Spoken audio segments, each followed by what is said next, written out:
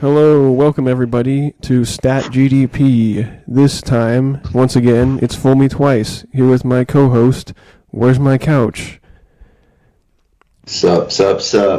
How are you doing today, Where's My Couch? It's alright, just another day looking for my couch and trying to decide if I should buy a new one. You know, some of them are, they come with some massage features, so maybe I'll just go out and get another one instead of asking where my couch is. But yeah, aside from that, just dealing with GDP stuff, you know? Right, GDP stuff, like how can we get our gross domestic product up, and do we need it to be up? Where and how much negotiation leverage do we really have in this regard with respect to other countries? Like, for example, you may have heard recently that Colombia did not want to take our planes that we, the US, were sending over there containing dozens of their convicted illegal aliens, convicted of mostly violent crimes, it seems. We sent, a couple hundred of them back on these planes, and they didn't want to take them. They didn't let them land in Colombia. So what happened? We had our president say, very threateningly towards them, we're going to slap some tariffs on you. In the first week, it'll be 25%, and then in another week or 10 days or whatever, it'll be 50%. Plus, we're going to be doing something like expiring certain people's visas and not giving them the privileges that they expect from their ambassadors, things like that, and not being as kind to them. So, nothing of any giant escalation towards an actual hot war or anything, but just kind of a trade war type vibe. And did you hear what else happened after that? I did not. You'll have to enlighten me. So, after the tweet, or Truth Social, or whatever he put it out as, I guess both, because they copy-pasted over to Twitter/X, but within an hour or so, I hear, and certainly within the several hours afterwards, the Colombian president, Petro, I believe, caved and decided he's going to offer his own presidential plane for some of those flights to take in his own nationals rather than rejecting them. So it looks like the negotiation leverage worked out in America's favor. Although something like that, it's considered very chaotic. It doesn't happen usually under prior administrations that something that drastic would be put in place that quickly, and that such a fast escalation would result in such a quick solution. But it seems like it was solved quicker than you might think if you listen to certain mainstream media sources, such as, CNN, where people were talking about how, well, now all the coffee is going to cost twice as much. Now, how are we going to get our Colombian products if we tariff them 25 to 50%? Now everything's going to cost double or 50% more, So, interestingly, these tariffs seem to have a little bit more leverage than we might think they do, because, it's considered a bad word in modern free trade policy, but President Trump has tried to turn it into a good word somehow, and it may have worked with that particular country this time. So I just found that interesting. That is interesting. I suppose it's all, ultimately the answer would be, yeah, we're going to make our own goods and be the creator of goods for the world and just be leading in that sense. But I guess there'll be a lot of people unhappy with not being able to attain their Colombian Arabica coffee from the highlands of whatever. But I don't know, that will soon change, I suppose. We'll probably somehow streamline a process for, all these goods that people like, that gets, 80-90% of the quality and whatever original flavors and aromas or whatever it is people go after when they buy high-end products from, other countries. We'll probably find a way to, appease everyone with domestic products, and it's going to be cheaper, and there will be much less reason for people to complain about what they're getting and how much they're getting it for. hopefully, I guess that is the dream, right? Right. I mean, we trade with all these different kinds of areas, and we have Kona coffee from Hawaii, so Java, all these other places that are Sure. tropical. So it's not like we have to get coffee from Colombia, and it's therefore hard to tell just how replaceable any particular trade, good, or country that we trade with is, or how crucial they are to our own supply of what we want, and how necessary those things really are for ourselves. Because at the end of the day, unfortunately, oftentimes we're a lot more replaceable than we kind of think we are in certain regards, at least in some workplaces and things. Like, you know what I mean? It seems like we think that if we are not at a certain place, then it'll just drop to zero value, and there will be nothing of replaceability that will fill the void of whatever product was there before, or whatever individual was there before. But aren't these kind of trade relations kind of formatted so that you would hopefully want some other available avenue to pick up something else that is maybe not quite as high quality, but like you're saying, maybe 80 to 90% as good of a deal or as high quality per price as what you're currently dealing with. So oftentimes I think it seems the way that this first kind of foreign international trade conflict worked out, that it may actually be that we do have, like I just said, more negotiation leverage than we might think, given how large the U.S. is. Although we're not only the only economy in the world, obviously, we're only like 5% of it. So we have a lot of leverage over small countries, but you don't know if that would work out so well if it's the entire European Union or something. You know what I mean? Right. Yeah. Yeah.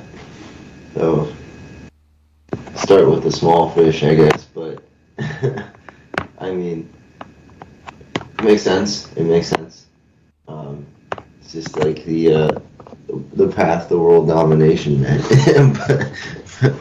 but I don't know if it's truly what it's going to be, but you know, perhaps. I guess I don't know. I've been YouTube's been suggesting me all these videos about like empires and like the whole history of how like different empires have risen and fallen throughout history, and how like the U.S. is trying to break that. It might be the first nation or the empire that's like within our like I don't know 1,000 or 2,000 years of history. Like AD quote unquote history, like we might be one of the first nations to ever break the whole superpower cycle. Like I guess like the cycle itself. I mean, we might just keep going, right? And like it's like the moment where it looks like it's about to fall under this like Fibonacci like number or whatever it is, like a 768. The peak or something. It's like where most nations start to decline like tremendously after they fall below a certain threshold. It's like, well, what if America is the first one to like bounce off of that like Fibonacci number and then actually just keep going, right? And so I guess that was one thing that intrigued me because it looks like it's starting. Well, as Americans, we're being convinced that it's a total possibility. Obviously, there's no reason for us to be convinced otherwise. But is it truly a possibility, right? Well, yeah, there's always a possibility that this is somehow a point in history that's totally unprecedented in scale or a variety of some kind. And we always do, at the same time, have to admit that history always repeats itself. But it's like, to what extent is it an exact replica? It's never an exact replica. There could be higher heights for the same looking fractal diagram of the potential or the result of any civilization, like reaching some higher heights. So all-time elongated extended periods of dominance will at some time happen by definition. And so the possibility exists there that maybe this is one of those times. But the question is, how do we extend that, and what actually is going to make us the exception? Because usually when you think you're the exception, you're not, and you have the possibility of always being the exception, but thinking that you already are the exception tends to lead to the level of hubris and arrogance that kind of defeats your own exceptionalism, basically, right? So then we come to the idea of American exceptionalism and how America is this kind of seen as arrogant country where, well, whatever is the biggest superpower is always going to be perceived that way, though. And every country, once they get large enough, tends to vie for that level of superpowerhood, basically, of whatever empire it is. And it seems kind of inevitable that there are several different powers vying for that at any given time. So I think we kind of have to think of ourselves as exceptional while pushing forward to make sure that we are exceptional, I guess. You know what I mean? In terms of like dreaming it and also living it in order to create that dream, or else we'll just fall off within a generation or two, right? Right, and I think, you know, one of the biggest reasons why a lot of dominant powers have fallen in the past is because, I mean, like you said, hubris and like just letting it get to their head on a level of, like, for example, just, you know, printing more money to get out of debt. It's like, well, we're basically the only nation that can get away with that, right? And it's like because there's so many other nations that that still rely on the U.S. dollar.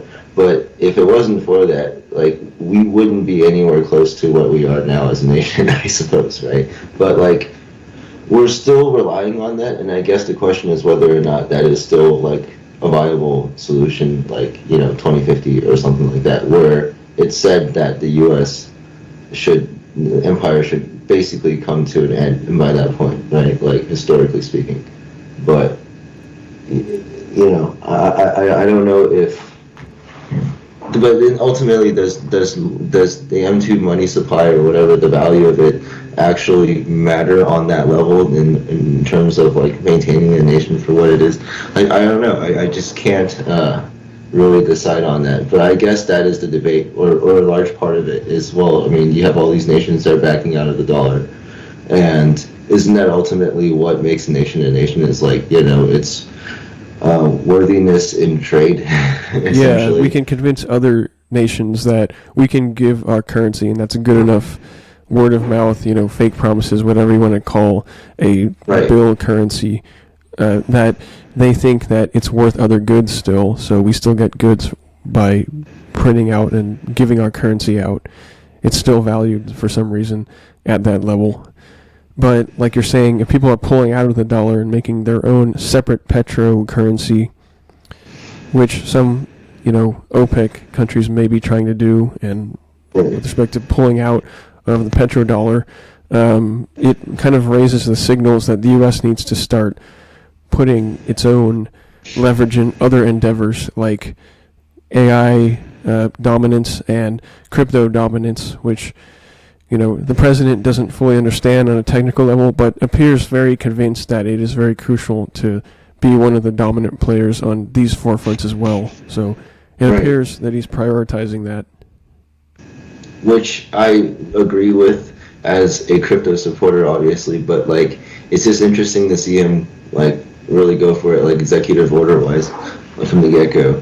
But yeah, and I think that could be the thing that saves us, right? It's like bouncing off that Fibonacci or whatever. It's like, if we could convince the world to go with cryptocurrency and be, you know, the main distributors of cryptocurrency, and not just that, but like actually hold like the largest portion of like the crypto wallets or whatever, then we would effectively still be retaining that petrodollar power, you know, but now it's a crypto dollar or whatever you want to call it. Right? It's like, so I think that's the new thing. It'll be crypto backed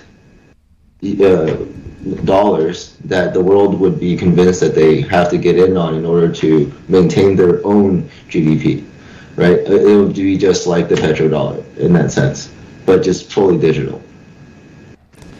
Right. And another thing Trump has done is a CBDC ban, a central bank digital currency ban, as one of the orders. So some would say that's good because we don't want a central bank digital currency. That's not it's not decentralized, I should say. and a more decentralized form of currency would presumably be a more honest form of currency, more secure, obviously, but would seem more real, more organic, and more secure, I guess. But Right. some also say that it would give China and Europe free reign to use their own CBDCs. And so, some of the naysayers in some of these media articles are pointing out that there's a drawback to that, and it kind of leaves a void for China and Europe to exercise their own powers to make their own advanced central bank digital currencies. And as I'm reading this, put prototypes into global standard setters. So what do you think of that? Well, I guess that I do hear about that, and I guess one of the balancing forces against that would be the fact that we're I think, I forget the terminology exactly, but they're talking about the US like crypto fund or whatever, right? It used to be like a stable coin. Well, not just stable coin, just crypto fund. It's any kind of crypto, like altcoins and Bitcoin, like Ethereum, like all that stuff that is super volatile. Like they're talking about buying up 1 million Bitcoin. There's only 21.7 million Bitcoin that will ever be in like all of existence, and a lot of it is locked up because people like forgot passwords or whatever. So Trump's talking about buying 1 million Bitcoin by like 2030 or something like that, right? And so basically owning 5% of the world supply of what eventually we're hedging on it being like the replacement for gold, essentially, right? So digital gold.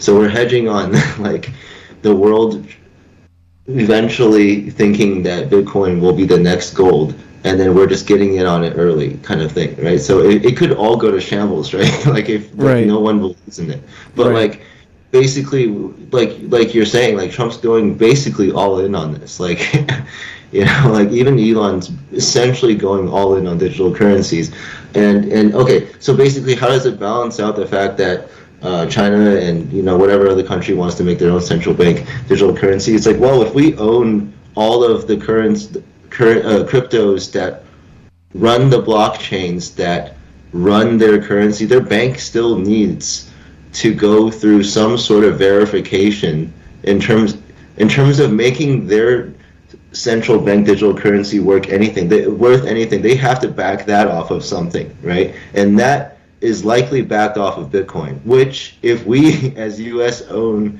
the most out of any country, then we still have the more power than China in that sense.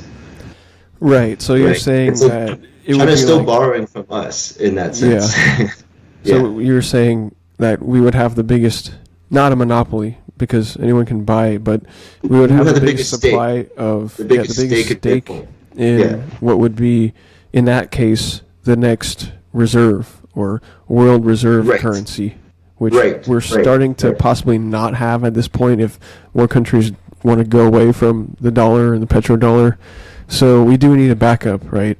And to me, ideally, I always go back to the fundamentals and the fact that, well, I am fundamentally a survivalist, so therefore, it's calories in, calories out, it's energy in, energy out, and whatever's physically real is the most real tangibly for whatever you can actually say you truly own, because what is ownership at the end of the day other than what you can actually defend around you and carry on you, unfortunately, or within some kind of vault, like protect that vault physically or pay someone else to protect the vault physically. At some point, you're making promises or being promised things that are in someone else's hands, either physically or digitally. And so for me, gold is still gold, and so there's no such thing as digital gold unless we suppose there's a representation that somebody is owed gold because of a digital gold, promising them that gold at some point with some amount. But it's still a derivative of physical gold, and therefore is not quite physical gold. So to me, there will never actually be a digital gold. But as with any currency, money equals fake promises that are approximately real, which means they're not quite real. And if enough people believe in it, that just becomes the de facto currency of the time period, right? So I guess, as you're saying, if that were to become the de facto reserve currency, we would still want to have the most of it if we were to continue as some kind of superpower. Yeah, I mean, like I mean, I agree with what you're saying, and then like what you're saying is very in line with like what Peter Schiff says, like that the gold guy, the guy Yeah, who sells yeah. all the gold. So like, he doesn't believe that blockchains are bad or crypto is bad. He just doesn't believe that Bitcoin is a replacement for gold, right? I mean, so he's saying, well, I mean, gold is worth something. I mean, like even if you strip it, if you don't use it as a means of trade, you can still put it in the circuit. You know, it's like the Right. best conductor known on Earth, right? It's the natural conductor, and so in that sense, there's intrinsic value to it, and therefore nothing can replace it. So then the argument is, well, does something need to have intrinsic value in order to be accepted by the masses as something that has value? Like, don't we all just get No. together and accept gold as something that's valuable because, oh, it's shiny, it's malleable, and we can use it in circuits? Like, but we could easily have not said that and said it about something else, like granite or something. Oh, granite's super valuable because there's a lot of it, and we can feel good about the fact that there's a lot of it, kind of thing. But we didn't do that, right? So we wanted some kind of scarcity on top of that.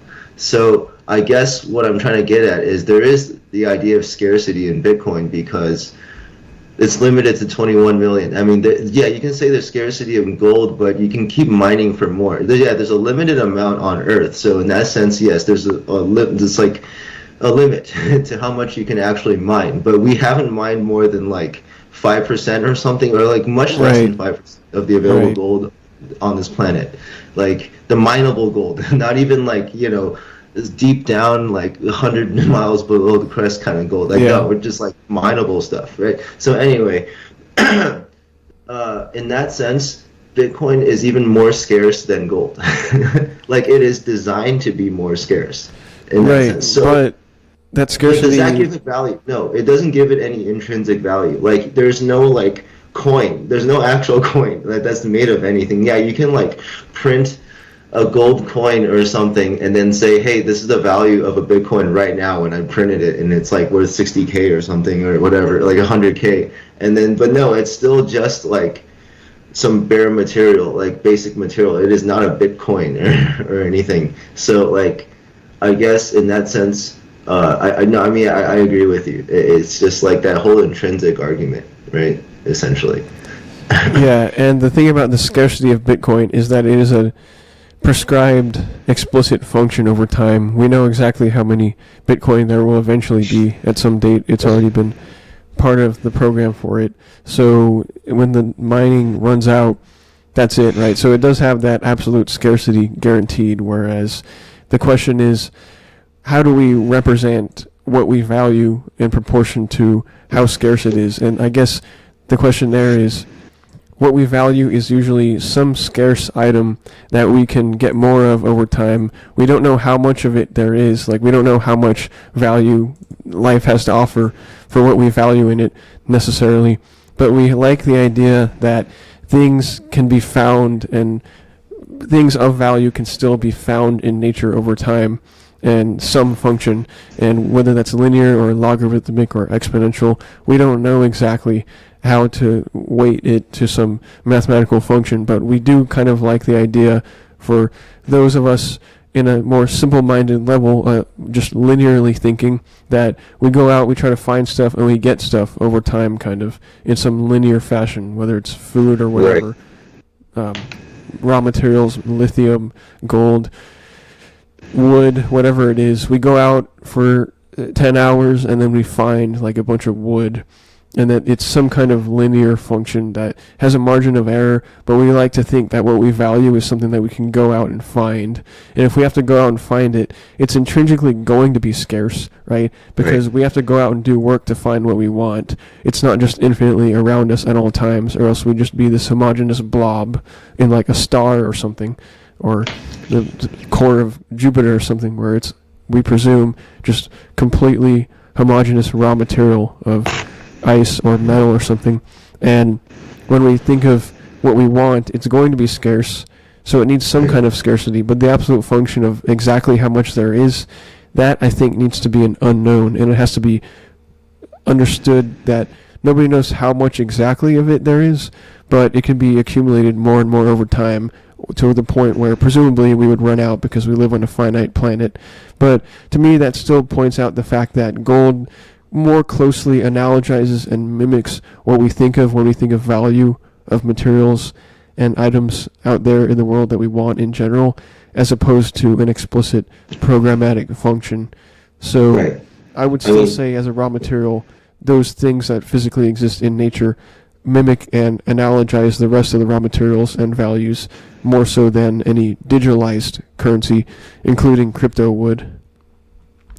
Right. I agree. It's that organic uncertainty of not knowing whether you're going to get more of this thing you like that makes you value things more organically, right? And it's like, it's basically, I guess the analogy would be you don't know if you're going to wake up tomorrow. You don't know if you don't know if today's your last day. So you kind of live every day as your last. You kind of value it a little bit more. Whereas if you were told you have exactly 15 years, no, 3 months and 17 days. It's not like all of a sudden you're going to get miserable, or all of a sudden you're going to get super happy and just do everything you ever dreamed of. It's just like you just know, and then things kind of lose their value a little bit. Like, you'll still value stuff, but in like a really cold, structured way rather than an organic way, right? Yeah, because you would know your exact expiration date.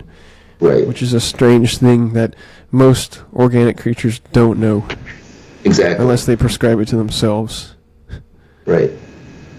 That's an interesting. Yeah, no, it's interesting. I mean, with that argument, I totally agree. I mean, like, Bitcoin will never replace gold, but it will always be backed by something like gold that ultimately, intrinsically, is worth something. And then the whole idea of, crypto blockchain is to the ability to transact the value that we attach to intrinsically to gold, to quickly transact it across the world, essentially, right? So I think the best mesh, the best yin yang, in terms of the mesh of all this stuff in the future would be that, like, just blockchains running on cryptos that are backed by gold, and that's kind of the best case scenario that I see.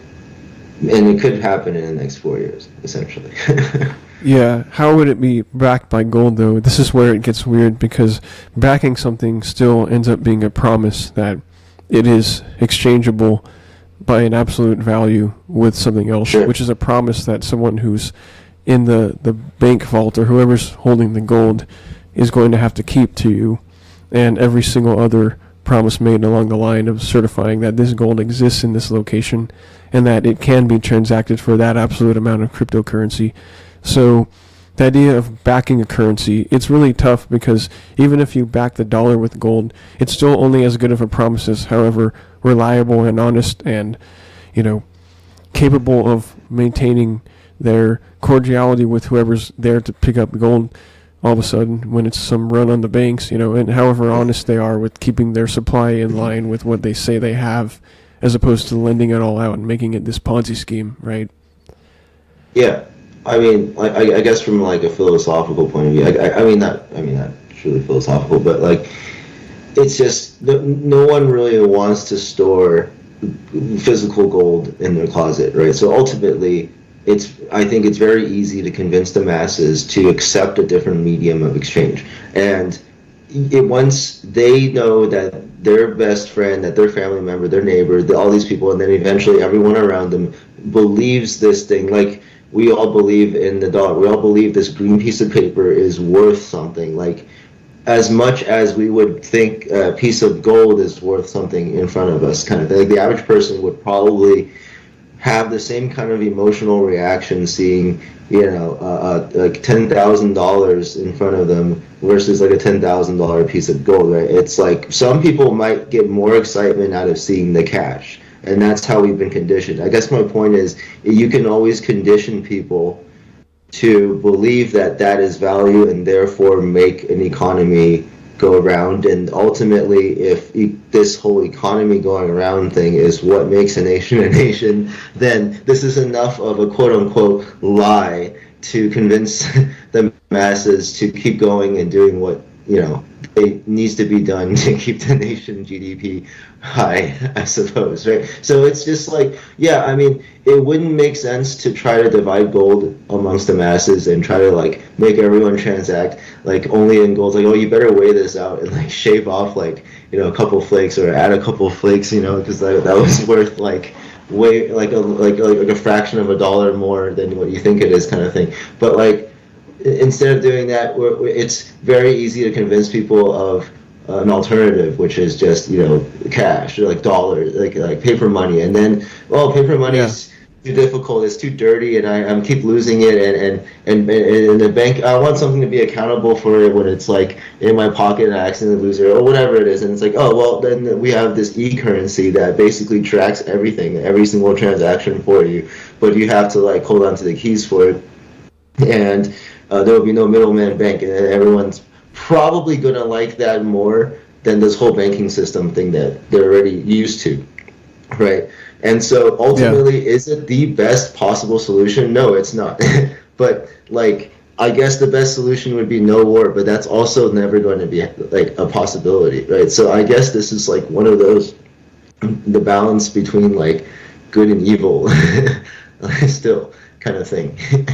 Right, but anyway, yeah.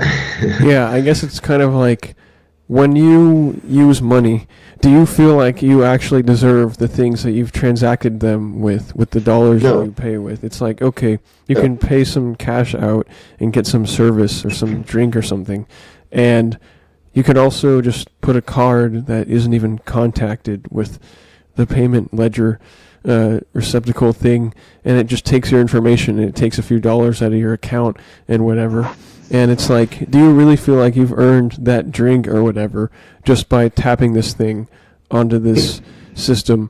And it's like, well, you never really fully earned the drink. According to society, you have, because there are these signals and meaning these numbers on this account somewhere that doesn't fully really exist, but we all kind of decided that the codes that code for these numbers exists, and therefore these signals exist electromagnetically. So because this magnetic signal exists, it says that you are owed this drink if you want that drink and have agreed to tap this card on this receptacle ledger thing while in the presence of this cashier employee person.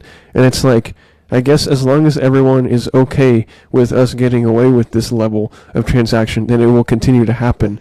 But at the same time, have you really earned it? I guess I'm thinking too deeply about the meaning of, can I actually go out and find the raw materials for aluminum and then not only mine it but enrich and get rid of the ore impurities and just get this aluminum sheet hammer it out into this thin sheet and then coil it perfectly up into this can of aluminum with like a pressurized tip with it like a CO2 dissolved liquid of like, soda can like liquid, like turn it into a Coke, and then like, do I know how to do all that myself in this like factory somewhere? It's like, no, I have not truly earned the ability to do all of that, but I guess that's kind of maybe some kind of hubris of wanting to know it all and do it all when we are so far beyond that in our technological capabilities of a large-scale civilization that trades globally that none of us is going to be able to actually do everything or understand everything that is going on, which in a way is so daunting that it makes you wonder whether you are actually worthy of everything that you have. It's kind of like almost kind of the guilt of survival in such a convenient society. And I don't know if everyone thinks like this, maybe not, because we're all just so used to the convenience of it all. But I guess what I'm saying is we're already at the point where we don't understand the value of the fruits of our own labor, and if that labor is in any way proportionate to the baseline level of labor that anyone else goes through or experiences in order to provide the products and services that we enjoy by the thousands on like a weekly or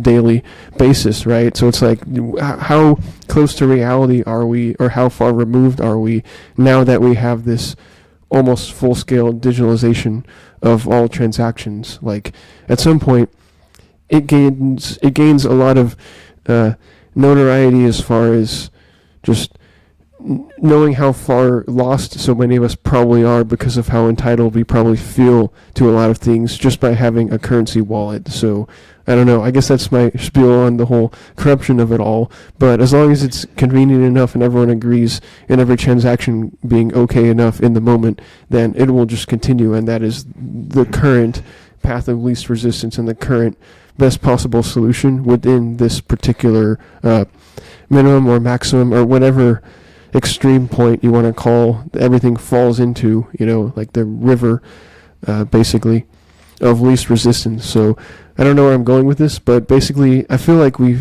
tend to understand less and less of the reality of all the products and services we enjoy, like as specialization goes on and as post-industrial technological development goes on and as society progresses, almost in a way that it seems like this saddle point where we're getting better and better, but we're understanding on a local level less and less about the whole while it gets more complicated. And it's like, is anyone really going to be able to fully understand the value of their own work at some point? You know what I mean? Yeah, I think I get what you're saying. Yeah, I mean, I think the idea of owing. I mean, okay. First of all, humanity is always going to try to triangulate and pigeonhole itself on whatever new form of transacting seems like the path of least resistance. I guess is kind of what you're saying, right? So it doesn't matter if it's like transacting in gold or coins or dollars or like printed money or e-currency. It doesn't matter. Like we're always going to land on something that we think at the moment is the easiest way to transact.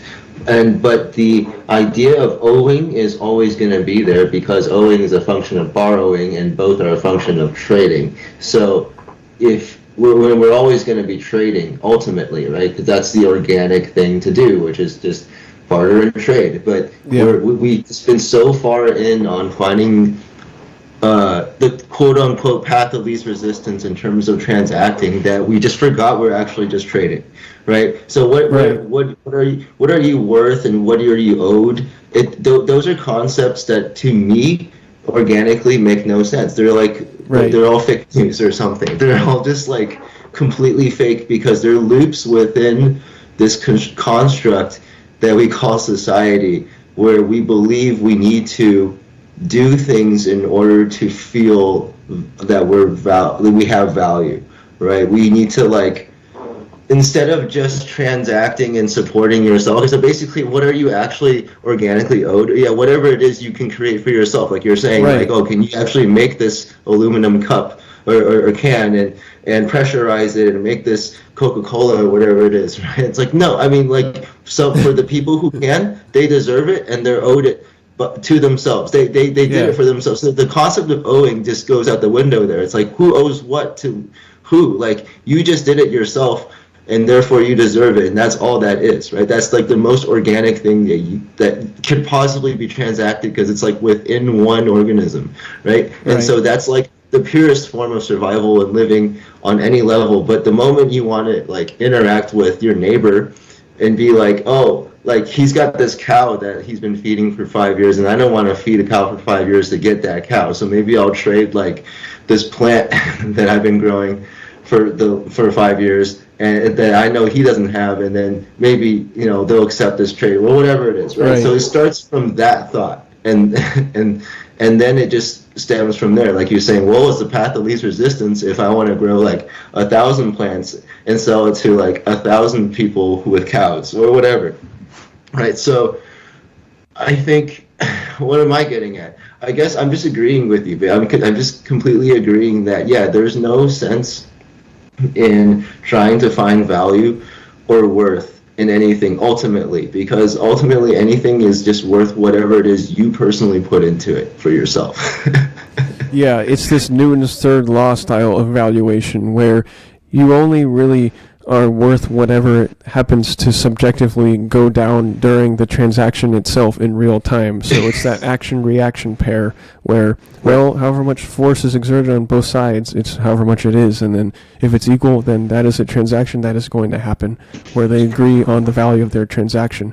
But the real value of anything is arbitrary because it depends what we truly value, which a lot of the times today, our survival itself on a day-to-day basis feels so guaranteed and so easy that most of what we end up valuing is figuring out what else to work on, what our true mission is, because we kind of all feel entitled to a survival for several decades at a certain level of health provided for by surrounding residents of our areas and things, to the point where, really, like you're saying, at the end of the day, technically, nobody owes you anything, right? Which is a really dark thought that, we like to think of as being entitled to certain rights these days, but really you have a duty to provide however many rights that you think are right for everybody to have, and then, hopefully you produce at a surplus to your own ability to survive, so that you actually make it okay, if not correct and right, for other people to have a right to some of the things you decide to share. So yeah, I'm just getting now to the point where it's about what rights do we have? Well, whatever we can make right for ourselves, and then hopefully in excess produce for others. But before that point, we don't really have a right to the other people's labor unless they agree to it, right? Right. I think the whole idea of like a societal construct is pretty like meta, because the whole idea of these constructs that we all believe in as a society, like we do them not because we actually care about our neighbor, but because we want to look like we care about our neighbors so that we don't get ousted by other neighbors. And it's not even like, so it's really just selfish, like like enlightened, what do you call it? Enlightened self-interest. Enlightened self-interest, right? And that's all society is to me. It's just, it starts off completely inorganic on that level already, but we all look like we want to help each other because we don't want to look like the bad guy. But as soon as, crap hits the fan, we all go running off in our own directions. It's dog eat dog, it's loot time, it's all that, right? It's not like we come together and say, hey, let's solve this problem together, like what we tried to make it look like we would have done before all this happened, right? So that's another dark side of reality there. Yeah, well, in other words, you're saying that most of us still feel entitled to the fruits of someone else's labor because we've felt entitled to a certain level of convenience, and this whole conspicuous consumerism culture that we have in the U.S. and in a lot of U.S.-influenced countries, even in Asia, like South Korea, Japan might be, and other countries might be on this same gravy train of trying to keep up with conspicuous consumerism in some sense.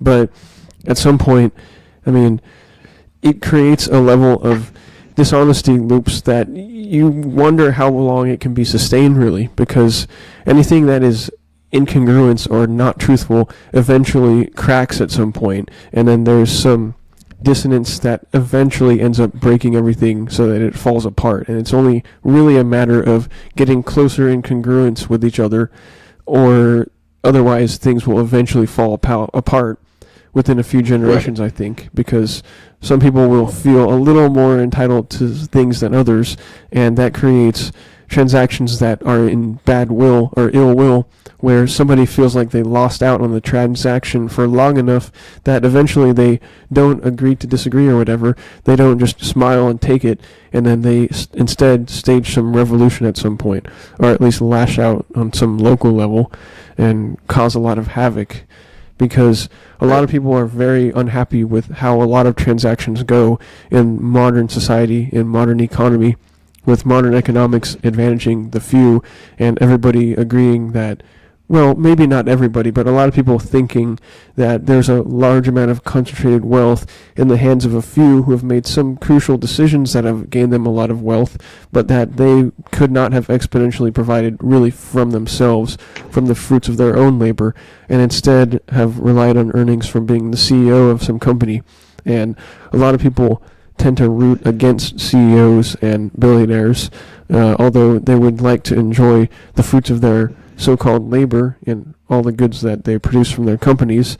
But it's like, how do we know who's worth however much? And it really pains some people to see some others be really rich, and some people believe that nobody really deserves to be rich at all, and they believe that we should go and loot or even assassinate those who have too much wealth without feeling like they've given enough back, I guess, and that some people could never possibly give enough back for what they've already been given. So it's a weird balance where we're okay with it, but most people are at the same time not okay with the current system. You know what I mean? Yeah, I mean, there are people out there like the Sultan of Brunei or something that can buy out like any small nation or like groups of small nations. Like they can like, probably buy out like the lowest 80 nations, like in terms of GDP, like easily, like, but are they actually going out there and supporting them? No, it's like they just sit at home probably and have like this thought in their heads, like, oh yeah, I could make a difference, but are they really doing it? No. And so, but then the question is, do they deserve to die?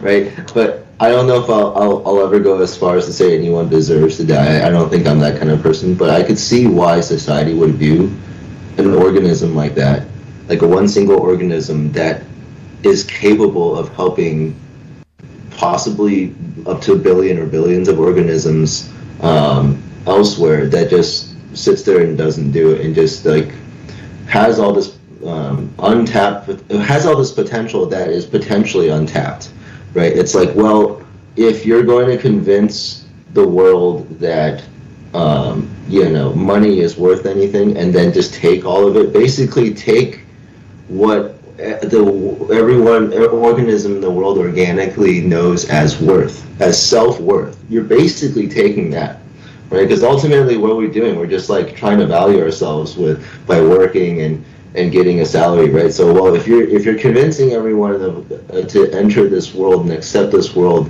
where we work for our money, and then you take it all and not give back, you're basically just like literally sucking souls out of people, like right? Like, I don't know, it just sounds petty, but that's kind of how I see it, and I guess, yeah, that one organism deserves to no longer exist.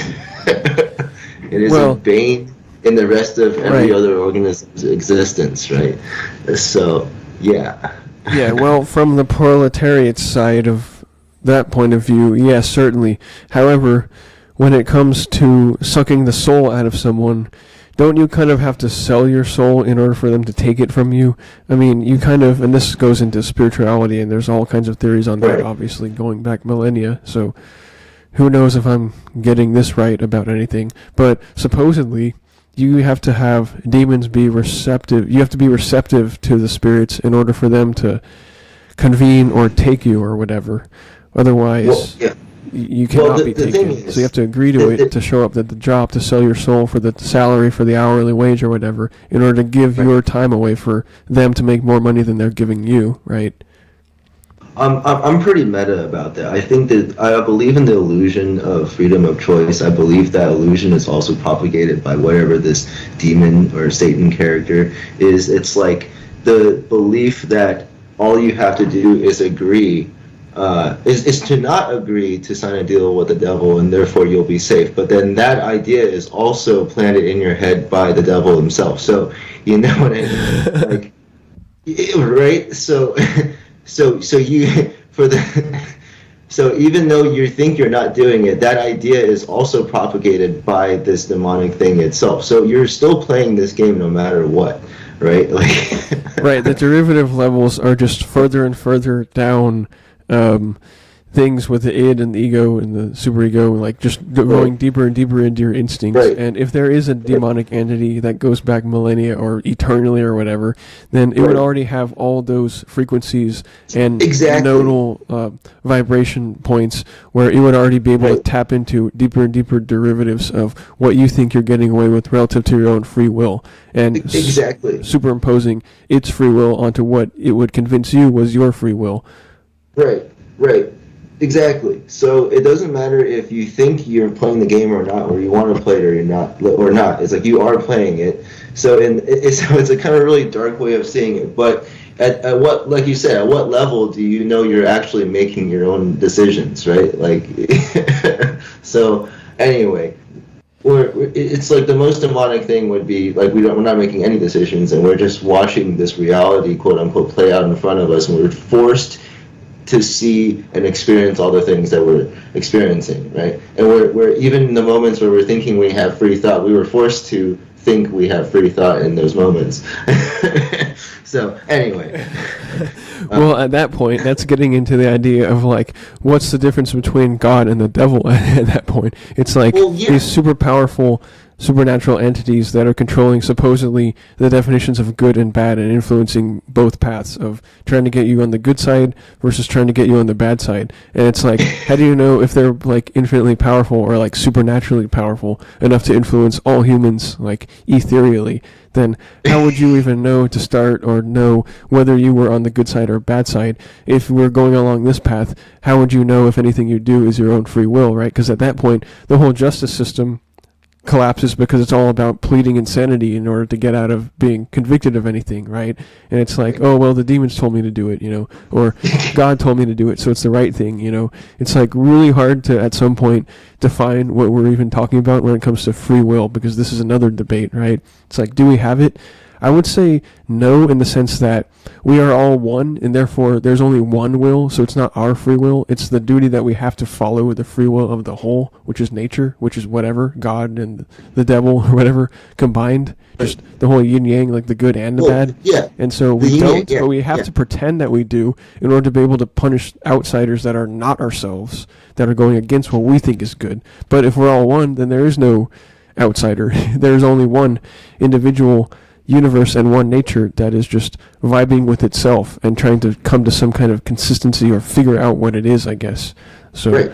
Yeah, that's all it is. I mean, when the first human felt a negative emotion or negative vibes versus a positive one, it just wanted to describe it, and probably most human civilizations landed on some sort of religious sort of figure, like some sort of higher being, because every human themselves, from within themselves, couldn't decide between this angel and devil thing. This the thing that we're basically talking, yin yang, angel, devil. It's always, there's both in us, right? It's like I guess there's still beliefs out there that say, yeah, like the angel and the devil, they're both within every single person, and then we just choose in each moment to let one of them out.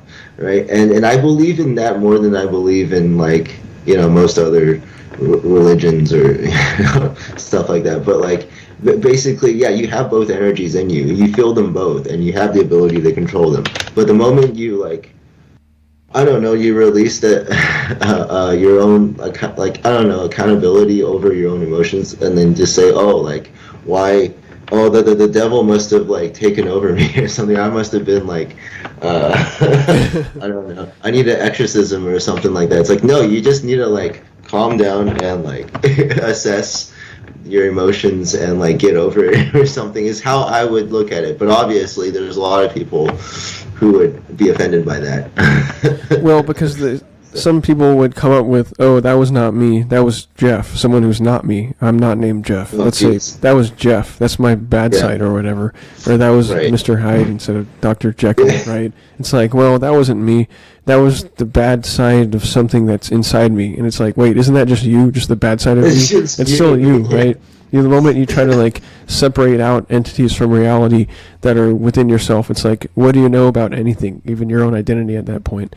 It's like, there might as well be infinite numbers of you with infinite personalities that come out in every moment. It's like, oh, well, one time I missed the three-pointer, another time I missed it, and then the third time I made it. So it's like, oh, that's three of me, because the left side one was the first one, and then I missed it right, or then I missed it short, and then I hit the rim, and then it went in. So that's 4 different counts of me that all existed with those different trajectories of that ball that I shot towards the rim.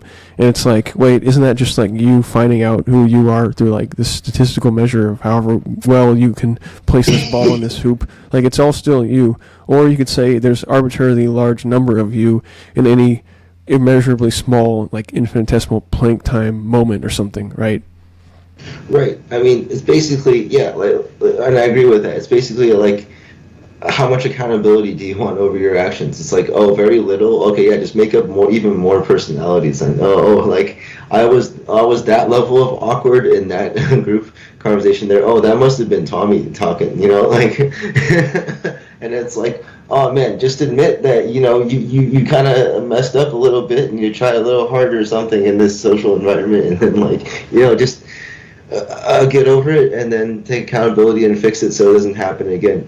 But then like, people with all this like dissociative identity disorder stuff, okay, I don't want to like, say that it's not a real thing. I'm sure it's, there's all these clinical studies that say it's real, but it just looks like what you're saying, which is, oh, I'm just gonna like attach these names to all these moods that I have, and then they simply are very imaginative, right? And they're very consistently imaginative people from when they were kids or something, and they just got diagnosed with this mental disorder as kids, therefore validating that they have that it is correct for them to assign all these different identities to their emotions and then go into adulthood that way. And then, it's just like really hard to reverse that at that point. It's really hard to tell someone like that, hey, all of that is just you, right? Like, you saying you're blacking out and like whenever Mary shows up, it's like, no, I think you're just like trying really, really hard to have selective memory or something. Like I'm sure you can train that in yourself. Like, I mean, yeah, you can train any kind of belief system into anyone at this point. We know basically at this point, right? And if you focus on something, it will become this really old long-term memory that you wouldn't even question any more than anything else. It could be the most basic thing about reality that you know to be true just because you've been thinking in those patterns and creating those neural pathways in your head for so long, just from vibing with the electrical pathways on the synapses and all, right? It might be that it has more synaptic connections along that modal vibration in your brain than any other. So it could be literally the thing that you know is most true out of anything because you're just thinking about it all the time, and you use that brain cell connection so often that it's like plastically stuck in your head to the point where you would have a harder time convincing someone that, the earth was flat or something than that they didn't have these personality disorders, these separate personalities that are actual different people inside of them. So for sure it could be easily seen that someone diagnosed with some kind of disorder from childhood could end up thinking it was like some fundamental truth about themselves. And it's just really hard to tell the difference, right? What's the difference between these disorders, demonic possession, split personalities, and whether just the number of identities we have is fixed at one or not? I guess at this point, we do not agree that an individual is one person because we have this super fluidity with respect to people's identities nowadays, right? You have this spectrum of people where they feel like they're male one day, they are cisgender male one day, and then they are female, they're more femboy or fem demi something or other, and maybe they are non-binary on another day. So this full spectrum thing, we actually agree that the identity is infinite at this point, according to modern psychological studies. Like, that is what is the trend of what we're going towards in this kind of destabilizing type of era we're in, where everything can be infinite, everything is arbitrary, and we exist on a spectrum, therefore there are like an infinite number of you. So it's like, how many things or individuals are there really? I guess it's arbitrary at this point. Oh man. Yeah. Yeah, this is crazy. Yeah, like, man, I guess, yeah, I guess ultimately, oh man, anyone can be convinced of anything at any moment. And I guess it's just a matter of how much can any one person be convinced of what they think is reality in any moment.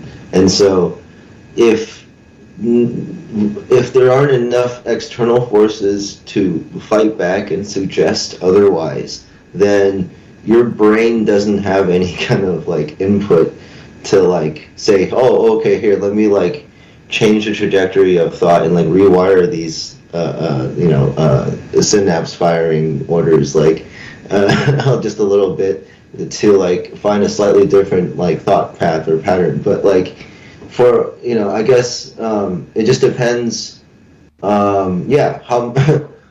like you said, like the more you believe that what you're thinking is already reality, the more you're just going to practice that thought pattern, and therefore cement those brain cells in your brain, and therefore make it less difficult, or sorry, less more difficult to like, change the firing order later on. It just becomes less malleable, and so I guess, man, I guess okay, it just goes back, it still goes back to just general reality and how much accountability people really want to have in the moment, kind of thing. And I think for a lot of people, they don't really want to have too much accountability, at least like nowadays in like the Western society, like any kind of urban area kind of things. Like people just want as little accountability as possible because they want to have this feeling of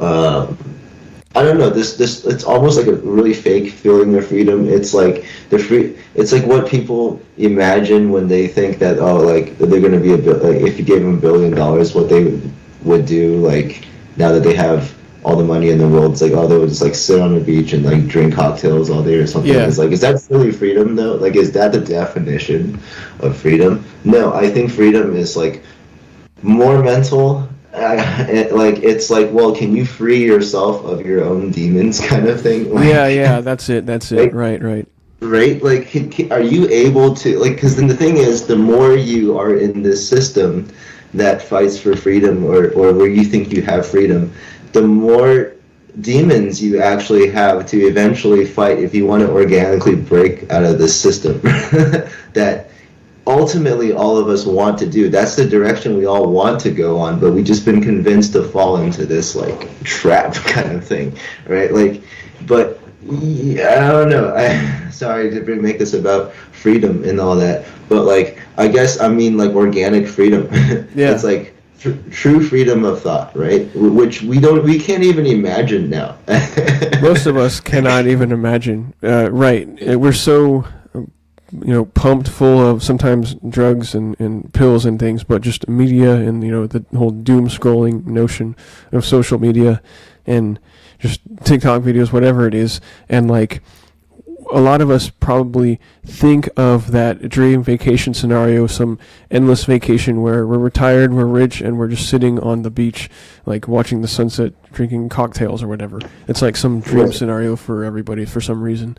It's got to be on the beach and this and that, and go to the beach here. Maybe it's in Hawaii, maybe it's in Greece, wherever it is. Maybe it's in Philippines, wherever it is, though. It's like, when you actually get to that scenario, are you actually able to fully mentally unwind to the point where you feel like you're fully being yourself all of a sudden, and you are letting down all the barriers and the boundaries and the fakeness, all the soul selling that you did to get to the level of wealth that you are now at, that you used to say was bad because all the billionaires are bad, but you at the same time want to become the billionaire that you say is bad. It's like, once you actually successfully do all that, are you going to actually be able to free up your mind and say, that was all worth it, and now I'm in the ideal place of humanity and myself?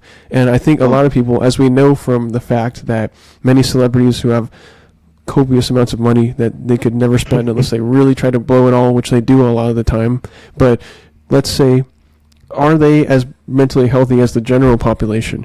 The general population today, we are not all that healthy, but are the wealthiest all that healthy either, mentally speaking? No. I don't think so, because you may have an even higher rate of suicide, unfortunately, among like celebrities than you do among the general population, and extreme levels of drug addiction from being able to afford this amount of drug products, right, by the pounds, however much they want. So at that point, being able to stave off their own demons, being able to stave off your own demons and avoid the patterns of addiction and things that other people, if they did have as effectively infinite amount of money, they wouldn't be able to hold off. Well, the people who get there, they may not on average be able to hold off either. So it's like, most people probably would get there and not realize that what they were chasing the whole time was the ability to unwind their own like stream of demons chasing them. They like cannot escape it, even when they thought they set up the perfect possible scenario to escape it, right? So I guess you're right. The real freedom is being able to think freely in any given moment and summon the most true possible representation of yourself to be the most genuine you can possibly be in any given moment, which means we can all snap into that at any given moment. But it's always going to seem threatening to those who choose not to do the same thing. And since most others do not choose to do that, because we're all having some kind of sucking up to the establishment type authoritative, order of things, the hierarchical orders of the modern institutions that we all use or work at and things like that, we all of a sudden snap back to not being genuine. So it's like, what we really want is exactly what the institutions that we're all a part of these days or transact through and all can't possibly give us because we have to create that. We have to give it to ourselves, right? Right. Oh, man. Exactly. Yeah, man. Yeah. Oh, man. Which goes back to the fact that when you're not working, when you're young, when you're in middle school, high school, whenever you're not working, you feel more genuine because you don't know the full value of money and labor and what it's like to have to work for a boss kind of deal and have a manager and be, agreeing to use your time for some corporation to pay you a wage. And when you're young like that, you feel like you have that level of being genuine that once you're working, you might feel you never can get back ever again unless you actually push through it and just be your genuine self and trust that the hierarchy is not going to care about you being genuinely yourself, which takes a level of confidence of knowing that you can get away with being genuine and allowing the so-called hierarchy that is within your institutions, your corporations, whatever you work at and all, is still going to be able to accept you for who you really are. And how many of us can actually do that?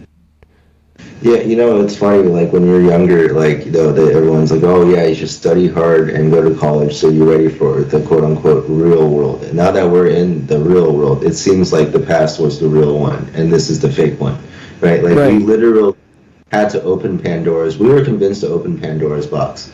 Like, we had a choice, basically, right? We basically could have kept this organic lifestyle, like what you're saying, before you had real duties, responsibilities, and true accountability in the level of maintaining your own vitality on any level. Like, even like your personal happiness, contentness, whatever it is, like, it was provided, right, on every level. Like, that is probably more real than whatever it is this is. Right, so after opening Pandora's box, like, it's really hard to go back, right? Like, I've thought about it a lot. It's like, well, this whole idea of, okay, if I ever struck rich, or struck gold or something, got real rich, would I be able to maintain this mental chi or whatever that I think I've had my whole life of, like, well, no matter how financially wealthy I get, I will always strive for this the most organic level of thought and living that I possibly can. I can't promise that I can't. Even in this moment, like, I can't. I would be. I would have to be lying if I said 100% because I don't know. Like, I want to say it's 100%. I have full confidence in it. But, like, dude, like, what if it's just that bad? What if that demon is seriously just that bad?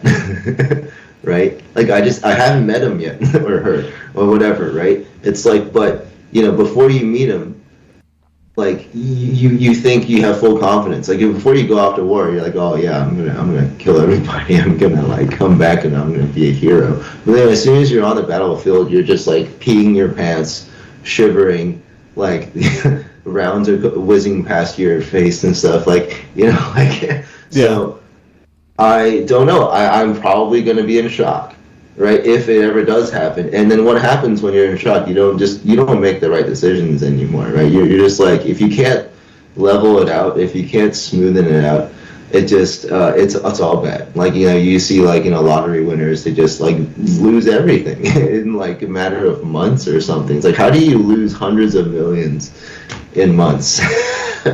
Like, I can't even. Yeah, anyway, so it's yeah, I don't know. It's a toughie, man. I would like to think that I would be strong enough, but then everyone always says that they're strong enough, right? And then it happens, and then very, very few eventually make it out and can say that they've organically kept whatever it is they believed in since they were a child or something, right? So, I don't know. Anyway. Right. I guess it's a matter of whatever the reality is now, push forward with making yourself more genuine to make yourself like along your own true life mission more than you did yesterday or something. Test the waters out, whether you're working or not, whatever you're doing, make sure you're increasing the amount of genuine expression that goes around, hopefully. And oftentimes that's just tough because you act more real and then you kind of out other people by the fact that maybe you judge yourself over something and then you therefore come across as judging others, and nobody wants to be judged. But if you're an inherently highly skeptical person of everything, including yourself and your own abilities, and you come across as relatively judgmental and aspiring to some higher potential of everything, that everybody could be doing a better job, for example, and doing more, then that's going to be met with resistance for sure.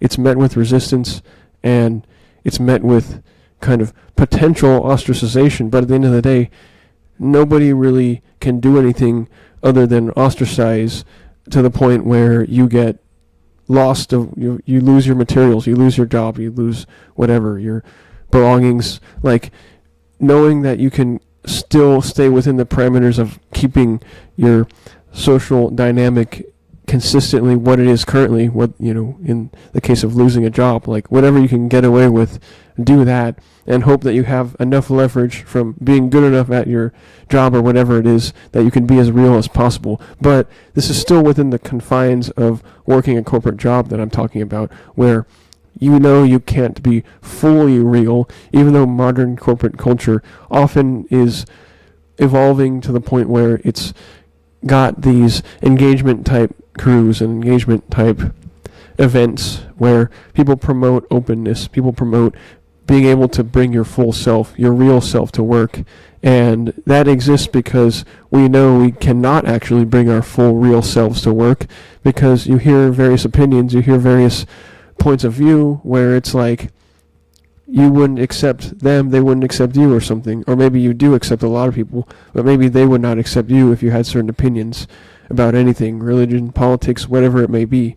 So the whole coming together notion, when we have a relatively inorganic society that revolves around these monies, these currency-based transactions, these wages and salaries, we're all just doing it for the money, which means we're all doing it for the fake promises, which means we're all engaging in some level of corruption that we're uncomfortable with, which means we're not going to get fully what we want, which means it's impossible to fully get you what you want while working for a cause you don't truly believe in, which means basically you have to be the owner of your own labor and go into your own business idea, or potentially whatever you're going to barter and trade with other people with in your community surrounding that. And basically it's impossible to get the fulfillment within a regular corporate job these days. That's at least what I'm learning, I guess. You know what I mean? Yeah. I mean, oh man, am I gonna say that fulfillment in jobs is fake news? I guess so. I guess There's no fulfillment if you know you are making money from it. That automatically just takes the organicness out of anything, right? It's like we already basically established that money is kind of not only inorganic, but just truly meta, even when it just comes to like determining worth and valuing yourself. So anything that on any level in your mind convinces you that it could help you value yourself is therefore not, organic. Like, I mean, and therefore you cannot be organic within that construct. Otherwise, you would not be taking the path of least resistance. You would have to be as inorganic as the construct itself, which apparently is way more inorganic than I was able to handle, which is why I exited.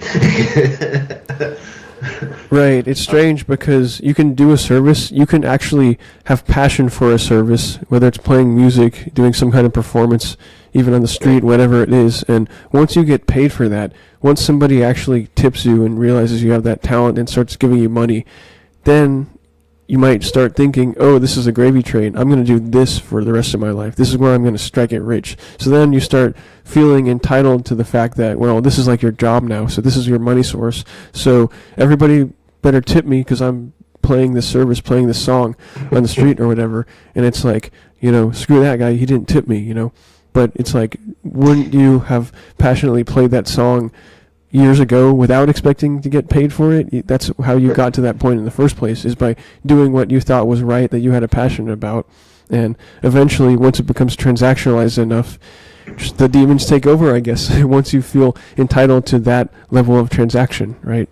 Yeah, I mean, that same person playing that song when they were 7 or 8, like living at home, you asked them, oh yeah, do you like music? And, oh yeah, I love music. And then you ask the same busker like on the street, like 30 years later, he's like almost homeless, smoking his last cigarette, and like playing some songs while the coins are landing in a guitar case or something. It's like, hey, do you like playing music? It's like, yeah, man, it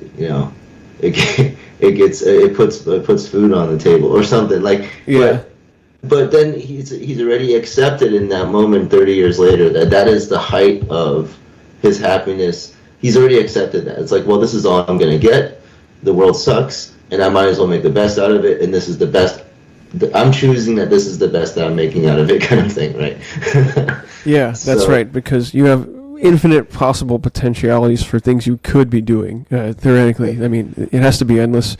We haven't fully quantified however many things there are that you could possibly do, or therefore there's essentially an infinite number of possible jobs or like tasks that you could do to fulfill your potential, and producing whatever could help fulfill other people's potential. So it's like, it's always about finding the right guidelines for when to swap your gig, just when to get up and leave and try something else, because usually we get pigeonholed into these careers, I guess. It's like, maybe not all of us as millennials have as many of these long-term careers, and we're known to be not very committed to our jobs, and we swap them every year or two, this kind of deal, work a job for 6 months here or there, and then not feel like we're the right fit for the company culture, move on. Millennials and younger generation are known for this, because why is this? Is this the fault of millennials? Does this mean millennials are just bad at committing to things? Or is there something deep in the heart of the institutions that have got to the point where corporations act as they do as a culture that just makes them susceptible to having higher turnover rates and less committed employees who are actually willing to stick it out and actually make a full-on 30, 40-year career in one company?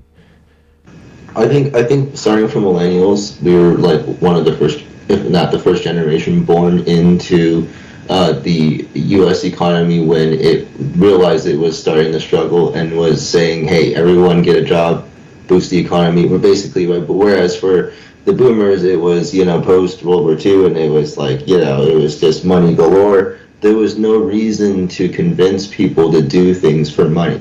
It was, hey, just live life, be happy, and that's kind of the rhetoric that the previous generation grew up with. So they're kind of more organic, just intrinsically, than any millennial that I'll meet. And then millennials were kind of born into this, hey, make more money.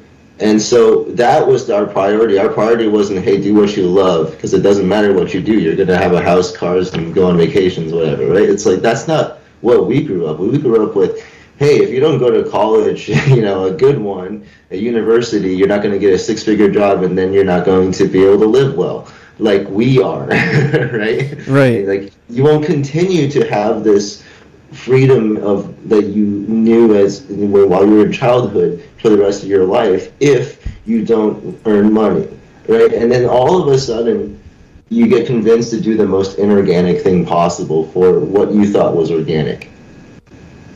And I think that's where we're at now as millennials at 30 something. For us, that's our particular case, where it's like, well, was this actually the end game? No. This is a complete wrong trajectory in my opinion, which is again why I left the workforce. But like, I just I guess I chose to have some sort of freedom on a level that most people would call insane. And I still have to convince myself that what I did wasn't insane. But I feel a lot more free. And I guess ultimately, organically, as an organism, that's all it can ask for, right? It's like, well, in the midst of this crazy structured thing that we call society, like I can like find some sort of, I don't know, solace in myself or whatever, then that's probably the best freedom I'm ever gonna get. Right? Right. Or something like that. Which you probably thought of when you drove across the nation, and that's, you know, that's an ultimate form of solace. I mean, I haven't even experienced that level, right? I mean, I'm just talking about just, you know, quitting the workforce in general, but you actually went on a physical road trip across the nation and you saw all these sites and, you know, breathed in all the fresh air and all that, and that's different, right? I mean, that's, you know, that's what I'm talking about. It's like, well, shouldn't that just be the life you want all the time, even if you got super rich? Like, what else are you gonna do? Like, just that, basically, right? Like, travel, go places, not care about what time you go to bed and get up, not care about who you're reporting to or not reporting to. It's just, you do what you want when you want, but it doesn't have to be what everyone else has accepted is what they would want to do based off of their billionaire, like their favorite billionaire or something, right? Which it's like just all super fake. And so I guess I'm still just getting back to like, well, if, you know, like I guess I'll ask you, like if you got super rich or something, just all of a sudden, someone handed you $5 million or something, would you like give it away? Or if you kept it, how would you maintain your sanity in terms of what you thought was organic? I would probably just become an investor and invest in my own business. I would probably just invest in this. I'd probably do mostly the same thing I'm currently doing, just staying fit and trying to gain as many perspectives as I possibly can around this world. And I probably would do a little more traveling within whatever parameters were financially solvent within that. However well my investments were doing, I'd basically probably retire, but I'd probably just continue to consume and try to produce content at the best possible quality I could. And that would also involve travel when you do footage and things, and you just gain more perspectives from different areas. So that's kind of what I'm still trying to get at, is what is the greatest possible perspective that I can get, and try to get that. And so would I still hold a job? Probably not, because I hold a job to keep myself afloat, but I will try to be as passionate about the parameters and the workplace, the job itself, for as much as it's worth, to feel like I'm actually exerting myself enough for myself. But at the end of the day, most people hold a job and do the job to some average level, if not try to do as little as possible while still holding the job, while portraying themselves as outstanding as possible in front of the necessary characters they need to portray themselves as outstanding in front of, like their manager and their manager's manager, whoever, when they're getting watched, basically. So trying to get away from that kind of fake vibe of only acting like I'm on my best behavior if I know I'm being watched, and then being all paranoid now that I am being watched. I just try to still live as if I'm just being myself in any given moment, ideally, with respect to the job.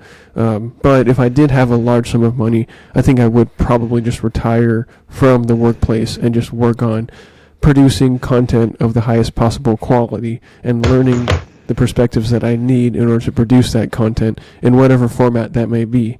These kinds of dialogues, books, and publications, and so forth. So I still truly just want to do what I still want to do. It's just that I am held to this standard of financially transacting in this fake currency-based society enough that everyone else joins in on as well, that I am still half stuck in it, while wanting to be half out of it and fully out of it, but I'm kind of only half out of it, so to speak, while arbitrarily you could say I'm also fully in it, and it just depends how solvent you are and how close you are to getting to the retirement level you want, that you're comfortable with, so that you can fully invest in what you truly want to do all the time. You know what I mean? Yeah, in that sense, I realized that for the next month, I'm basically, for the first time in my life, faking it till I make it. I'll probably never make it, but I'm literally faking it. It's like, well, I have a house. I'm living in this house. It's nice. Everything feels like it's paid for. It might as well be. We're living in this structure. It's got electricity and running water and all that. At the same time, I'm not working, so you know what I mean. It's like almost like I'm living the life that I thought I would if I had made it. But this is fake, right? Even I realized that for the next month before I find my next source of income, whatever feelings I have about letting go and blank slating is also fake. Like that's also in the back of my mind. It's like it'll never be truly there. And then I still wonder if, even if I did make a lot of money, whether or not that probability would change. I don't think it would move the needle, actually. It's like money doesn't actually change anything. It just exemplifies what you already believe in. I guess like that's what I believe in, right? So, oh man.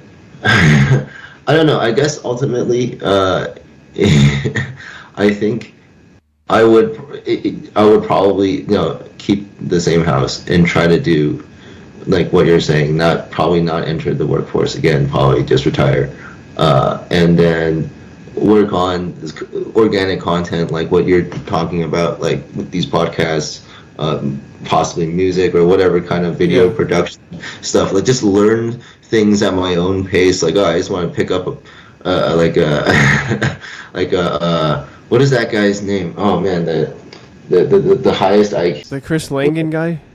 Oh yeah, I want to read farmer, his paper. Or I guess he was a bartender also. Yeah. I had that up today actually. The cognitive theoretic model of the universe. I did not read it, it's the but combination. I'm going to read that CTMU. Dude, I guess he has a book as well. But yeah, I'm excited to read that. I'm so excited to read that because it sounds like the perfect mesh between philosophy and actual science as we know it. And it's like, well, this guy, if anyone, is this guy that's going to like link it all together, right? So I'm curious to know what you think of that after you read it. I'm very curious. But anyway. Yeah, it does make sense because on some level, I don't know the exact argument he makes, but it's something to do with the fact that reality has to be stated and absolute knowledge is possible because at the end of the day, this is just my interpretation of what I think I'm going to read. I don't know his interpretation, Right. But everything is a function of what you say it is. So because there are these axioms, like even vector spaces, we have these 8 assumed Peano axioms that, a vector plus a vector equals another vector. That's a vector space, right? And, there's an additive inverse, so there's an opposite, and there's a zero vector, there's an identity vector, and all these distributive laws and things that make our algebra system, right? We're just assuming that all these properties hold, right? Somebody had to decide that 0 was a real number, and people argued over this. Maybe they got into fights and violent conflicts over the fact that 0 is an accepted number and vector that represents something while representing nothing, right? But for some reason, we need it in our mathematics because we needed something between 1 and subtraction of 1. And you had to start somewhere, and we just called it 0, the 0 vector. And these things, you can never really prove that it exists in a reality outside your mind because how could you prove the existence of nothing? Right? You don't have an example of nothing to actually prove exists. You just assume, well, nothing is the absence of everything. And it's like, well, how is the absence of everything even a possibility? It's all whatever you assume with your axiomatic belief system that is self-contained. It's circular, but the only way to have absolute knowledge is to assume you already do. And that's kind of this cognitive theoretic model of the universe, probably on some level. But I'm still interested in reading the whole thing. So yeah.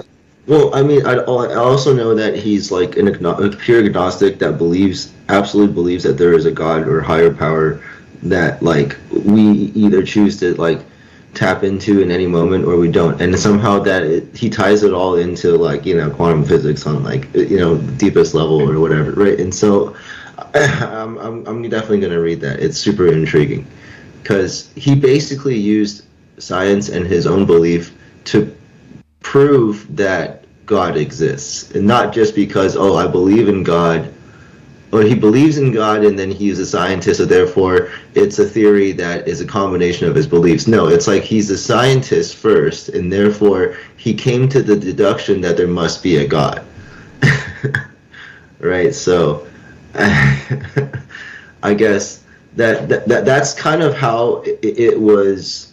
Like, I don't know, drawn up for me. It's like, well, he science first, but then he used science to conclude that there is a God, and then I find that to be intriguing, right? Because we kind of tap into that sometimes. It's like, well, the whole like infinite universe stuff, and infinite possibilities and like infinitesimally small this and that, like fractal stuff. It seems like you and I sort of touch on what Chris Langan kind of lists in detail, I suppose, in his publishing. So I kind of, I'm definitely going to read that. Basically, that's one of the things I want to do if I had, all the time to myself or whatever. If I could retire essentially from the system and just like do whatever I want. Yeah, I mean, just learn stuff like that, and like you said, gain true knowledge for these type of discussions like you and I are having now. Like, this is truly organic, what you and I are doing. And most people will probably look at this and be like, wow, this is two like crazy guys just like chatting it up for like a few hours about like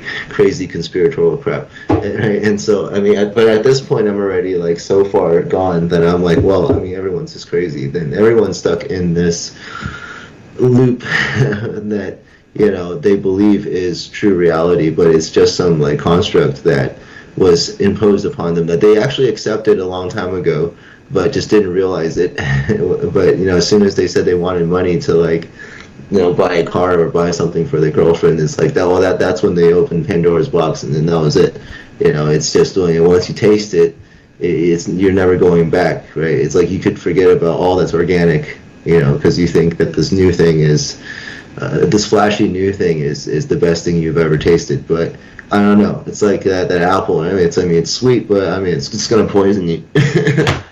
Might as well just go back to like whatever is less sweet than an apple, a pear. Yeah, anyway, I guess.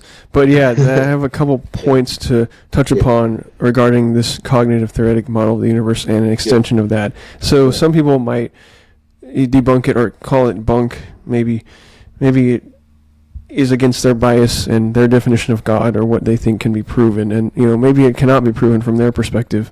But there's this also other ontological proof for the existence of God, which is another interesting one. It's one that sounds completely ridiculous, perhaps, unless it's correct, then it would be true, but it's like the ontological argument goes as the fact that God, or the idea of God, is the greatest being that can possibly be conceived, right? And then, as I'm reading this AI overview on Google, it argues that if God only existed as a thought but not in reality, then a greater being could be conceived. Therefore, that would not be God. Since that's a contradiction, right. God cannot be the being that only exists in thought. So therefore, God exists in reality. So all that really proves to me is that there is a greatest possible being that can be strived towards, according to whatever you think is the greatest. And whatever that is along the scale of the spectrum of reality of great or not great, good and bad, there must be some greatest possible thing from your own perspective. And whatever that is, apparently is God, if you define God as the greatest possible being, right? So something that is God exists to you is how I would interpret that. Right.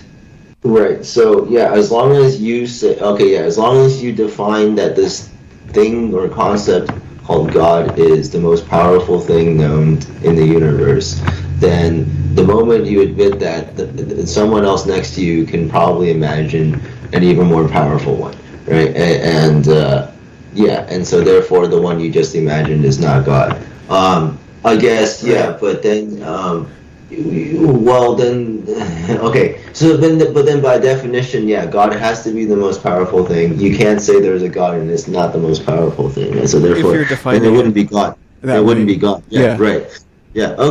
Fine. So I mean that I don't know. Seems like too simple of an argument. It's just like one of those logistical bounds or it's like bounded logistically, but not theoretically, or like. There's just no like weight behind it aside from just like this logic constraint, right? Yeah. It's just this upper bound type argument. It's like, well, the greatest thing exists, and it's like, yeah, whatever you think greatness is, there's a thing which you would consider to be the greatest. Because if it's a tie, I mean, that would be strange, and maybe it is a tie, but at least if there's a tie, there's some number of things that tie or don't tie as the greatest possible thing. And it sounds arbitrary. It makes sense. But then it doesn't tell you what the greatest possible thing actually is, because you still have to find that. So that's the weird part about it. Right. I mean, it's almost like saying God can't exist or something because he might be able to microwave a burrito too hot for himself to eat or something like that. Right? It's like, well, that's not that's not enough to prove the whole existence or non-existence of God. Like, are you kidding? Well, then you're going to, does God obey the laws of logic, and is it a being even greater than the beings that have to obey the laws of logic? Can it get away with doing the impossible and microwaving a burrito too hot for it with its own infinite power to eat? Oh man! So according to the Langan guy, if I understand like the little snippet of his stuff correctly, it's like even all forms of everything we know, including thought, like logic, like mathematics, has like additional vectors in space, and that like we don't even consider or whatever. Well, different in different dimensions, I guess. Not even in space, just like different dimensions that we don't even like consider. Essentially, like there's all these like imaginary like vectors that sprout from like all these individual things, concepts that we refer to as like logic and statistics and probability and all that. Like, okay, so basically what am I getting at? So like what we think is logic is not logic according to the most powerful thing, which knows like all possible orthogonal vectors relative to what we already think we understand as logic. And so there's something out there that just absolutely profoundly stumps us on like every level possible, right? And like and that thing must be the thing that not only can microwave a burrito too hot for itself to eat, but it will still eat it and like not be I don't know, somehow there will be no contradiction there because it's that powerful of a thing. Like we can't even imagine how that's possible, but that's somehow possible for this thing that can like assume multiple states as we know it at once or whatever, right?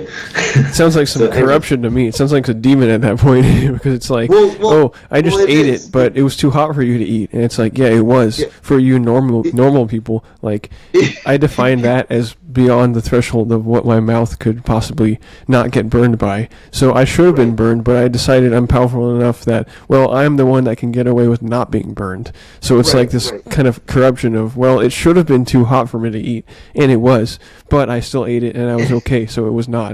And it's like, wait, that's rigged. So that sounds corrupt. To actually disobey the laws of logic, because we're thinking of things in terms of logic. So everything is a subset of logic. So even God or the greatest possible being would have to be something that we can come to terms with logically, meaning it would have to still be obeying logic. So it depends whether you think this greatest possible being is inside or outside of logic, I guess.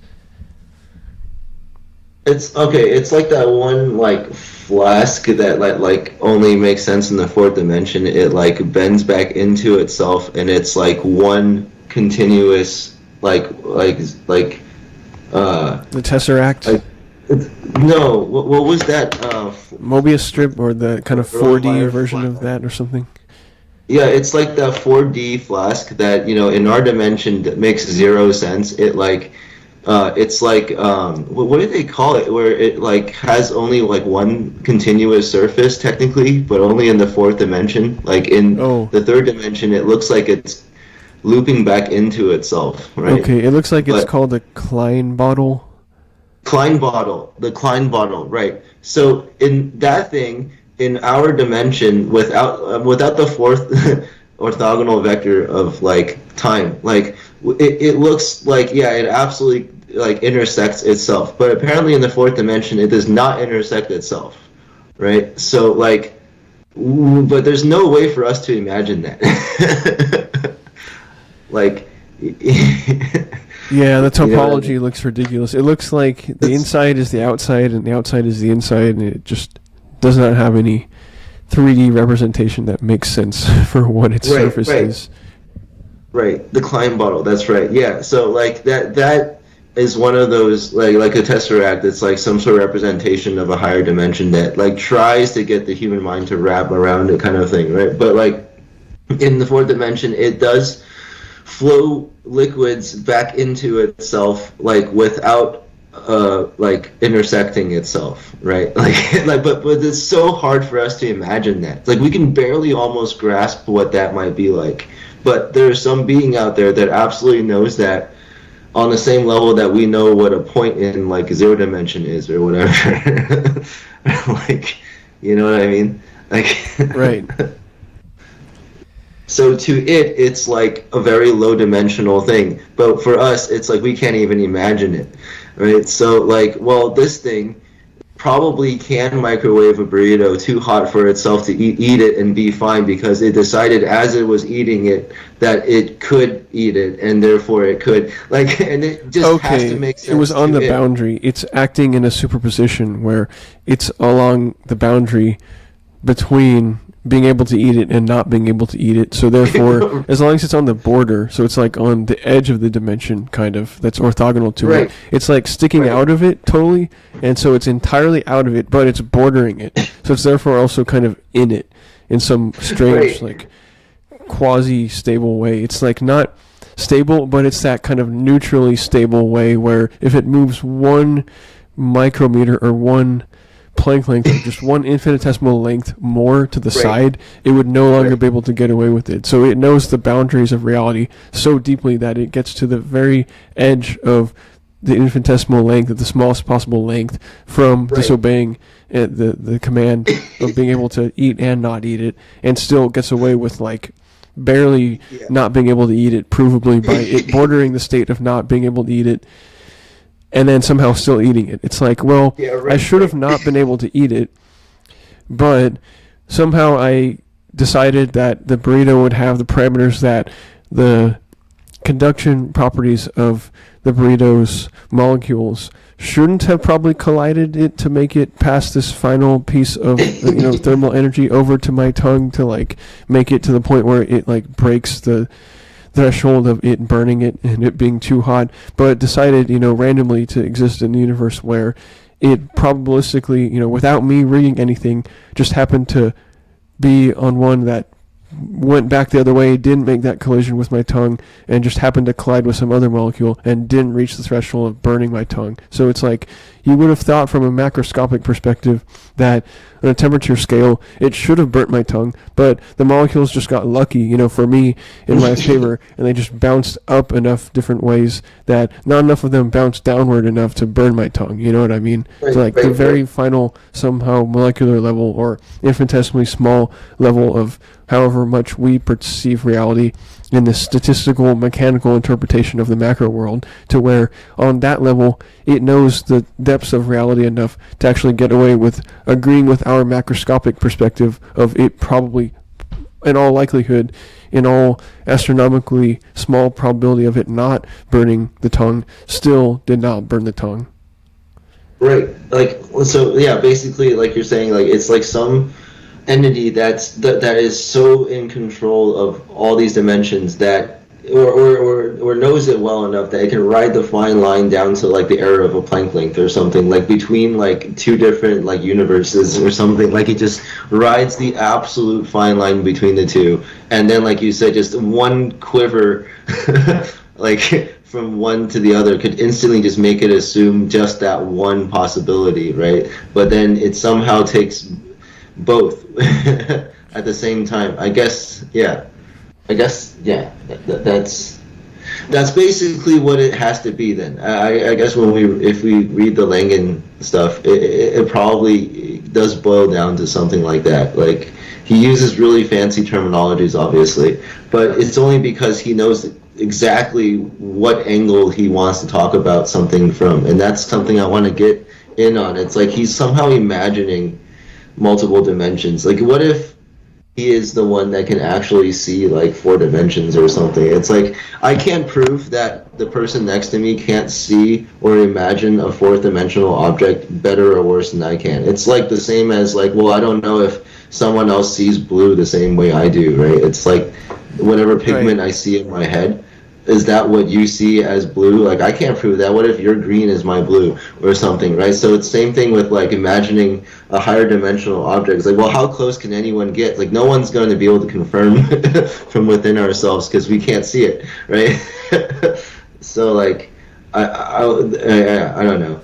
I guess the higher being has to be able to do that. Anyway, yeah. Yeah, then it comes down to, are contradictions really contradictions? Because we think reality has to not have contradictions, because everything, if it's a paradox, is just evidence that we have some ignorance of the deeper levels of reality that solve these paradoxes, right? It's like the whole, what is it, Zeno's paradox? The paradox of just shooting an arrow at some finite length. You can always divide it by half each time. Therefore, there are an infinite number of lengths that it has to traverse any finite length that you shoot an arrow.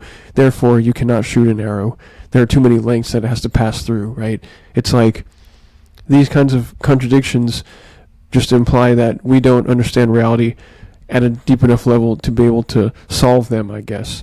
And so the being that is able to solve them will just have that much deeper of a level, and like you're saying, may be able to exploit orthogonal vectors of reality somehow, maybe even in logic or something, or probability, math, in the physical world or otherwise, that end up just solving some of these things some way, because we think in these very approximate levels of macroscopic reasoning with the balls and rocks and arrows and things around us, I guess. Right. Like, how far detached are we from our actual physical like world? We're not. I mean, it's just like all the surface level mathematics and science and concepts that we come up with are just enough to explain the purely physical material world around us. And like, how far can we go down this idea of like infinite intelligence and like concepts like and stuff like that? It's like, I don't know. Like, we'll never know the true answer to that. I just think we're, as crazy or not crazy as any other like animal species out there trying to like make sense out of its existence so that it can keep surviving. And it's just like, I guess it's going to like, are humans the most intelligent thing? That argument again, it's like, well, I just don't believe that.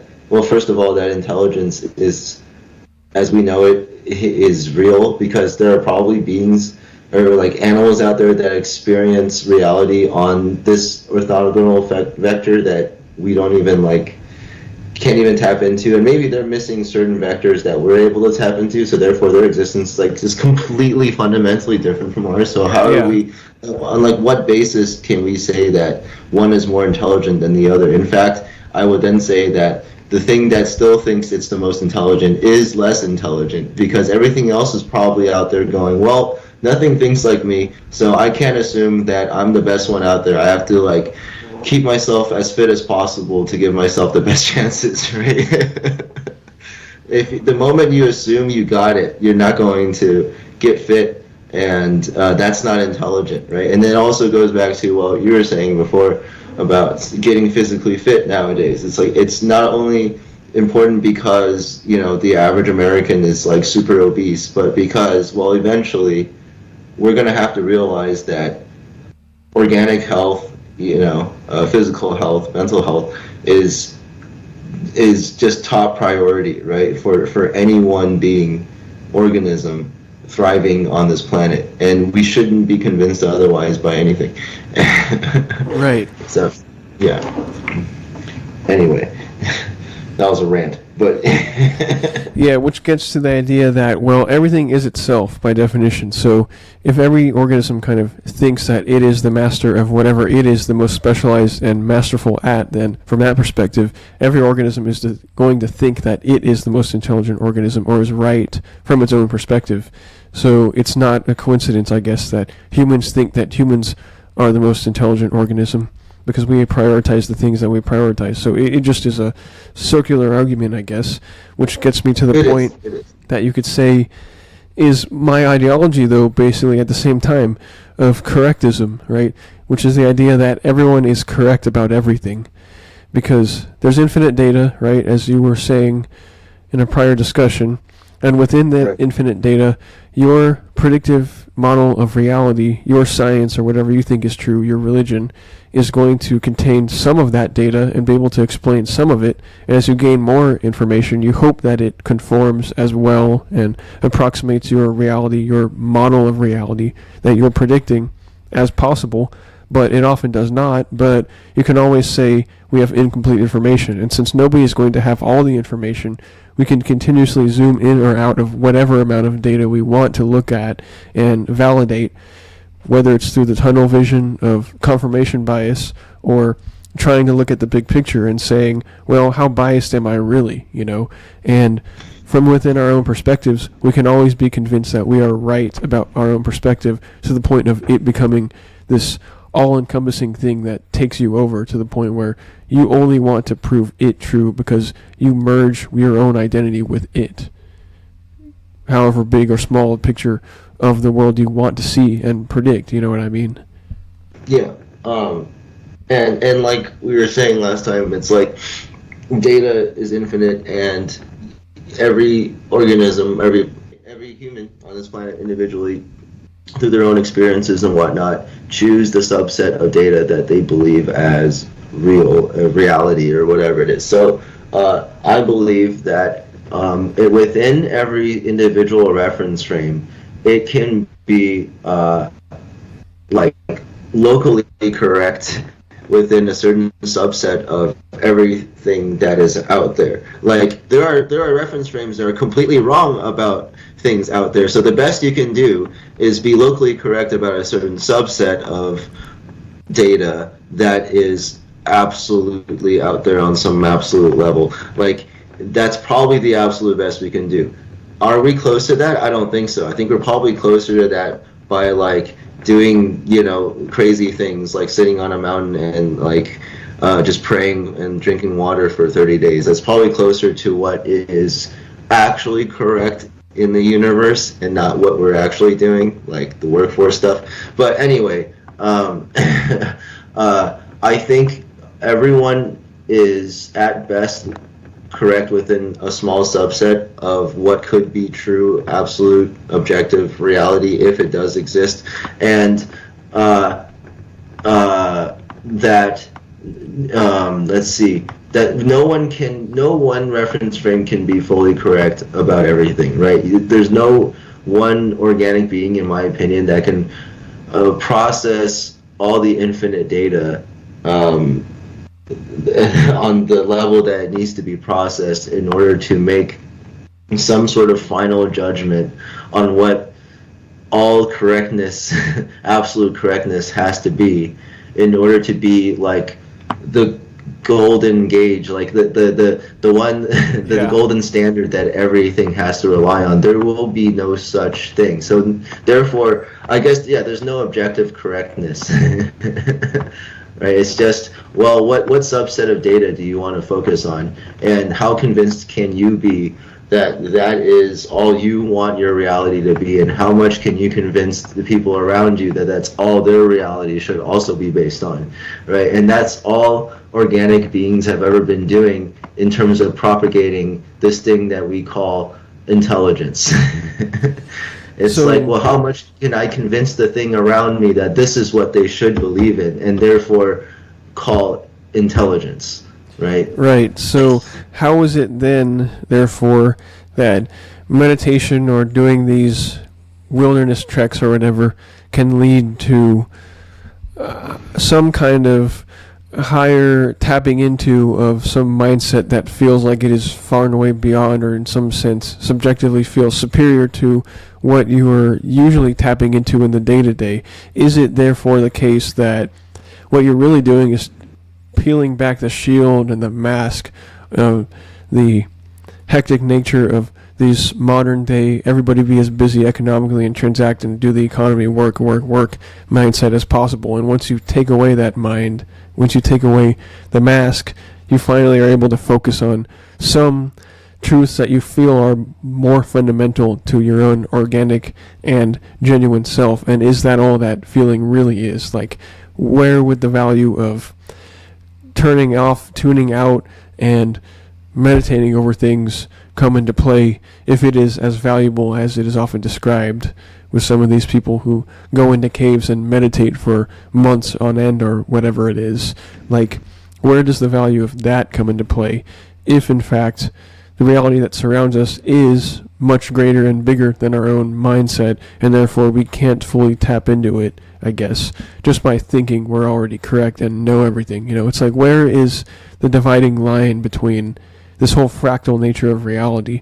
Like, is there something inside of each individual point of existence that contains the information from every other point of existence, and is everything in communication with everything? Or is there really this approximate and out of sync nature of reality where it's not exactly fractal? Well, maybe is, but is not an exact replica on every fractal level, I guess. I don't know where I'm going with this, but do you know what I mean? I can't answer that on obviously I cannot answer that on an absolute level, but I guess what that got me thinking about is, well, for like the monks who sit in the mountains and whatnot for months on end, praying and meditating, they'll come out with a relatively similar feeling of oneness, or like just like a shedding of all the shedding of all these layers that you're mentioning from society. Basically reveal this feeling of oneness that people have with nature, and more like the more you sit out there, the more people sit out there, the more people align with that. Is that reality, though? Is reality just everyone aligning on some sort of organic feeling after sitting in a mountain for a while? Maybe, maybe not. Is that the truth? Is that the correct thing to do, quote unquote? You can't even say that that's the case, but it is just what happens. Like, people will somehow or somehow, quote, like, naturally, organically arrive at a more similar belief than if they were all to just go on the internet right now. Like, you take those same people and go on the internet, they're all going to come out with different news articles, different social media platforms, different news headlines that interest them, and they will not be aligned, right? Right. But somehow you go on the mountains and you're more aligned after you come out. Does that mean it's correct, though, right? Well, I can't say for sure. Just like this whole correctism argument, I guess I'm making, is that everything is only as correct as you get to say it is with respect to however much data you have to back it, I guess. And if you have less of it, you can always zoom into the reality that's small enough that you only contain all the truths that you think are true and ignore all the other evidence. So I guess it's only correct in the sense that it paints a bigger possible picture of reality because it's taking in more of nature, which is bigger than the individual. If we want to become one with nature, at least, if we want to become one with it, then it is inherently separate but possibly capable of making a union, or we are capable of uniting with it.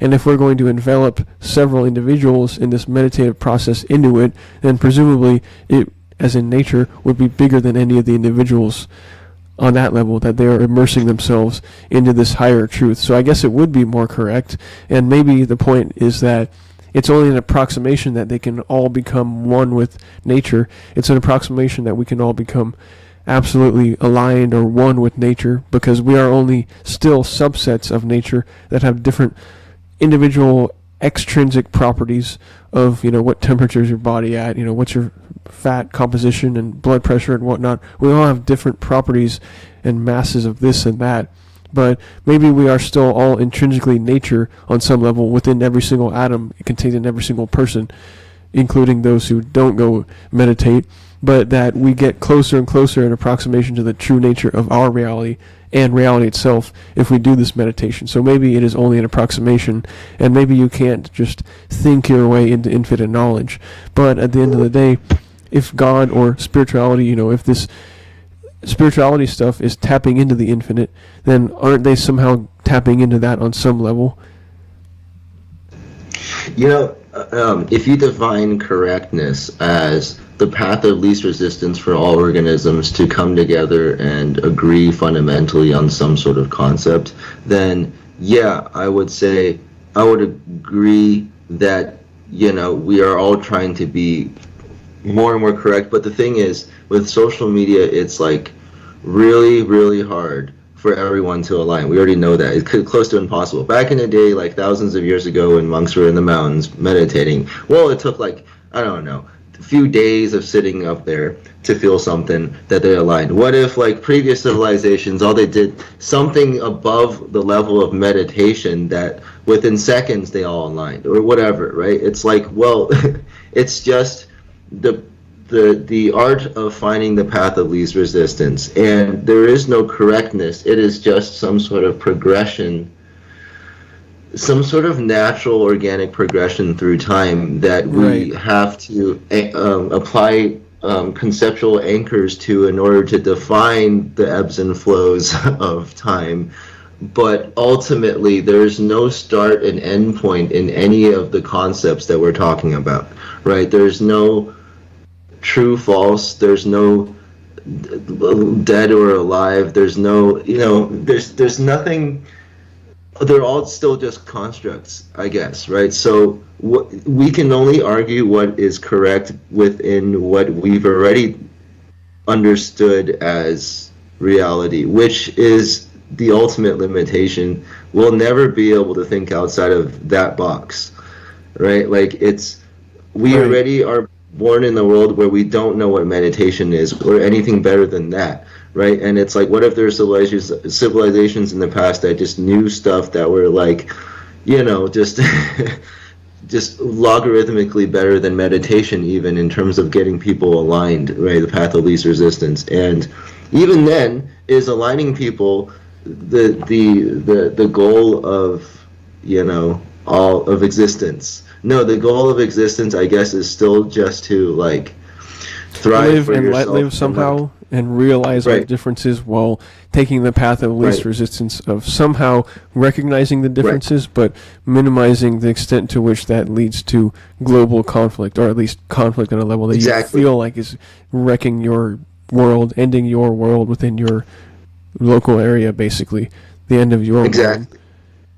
And with that said, I think, and I don't want to, I don't want to single out, like, our generation just because we are this generation, but I think it is, like, the absolute worst right now in terms of quote unquote correctness, path of least resistance in aligning people, like, throughout recent human history, right? I can say probably with very high confidence, like, this whole, like, BCE/AD, like, switch over, like, since then, right, like 2000 something years ago, this might be, like, the least aligned every single organism, a human on this world, has been, like, simultaneously, like, within the last 2000 years, unless there's some hidden technology that, lost technology we don't know about, that within the last 2000 years got people, reading the same news, or the same outlets of, whatever is getting updated, mentally on the same kind of happenings throughout the world. Like, I just don't see how that could have happened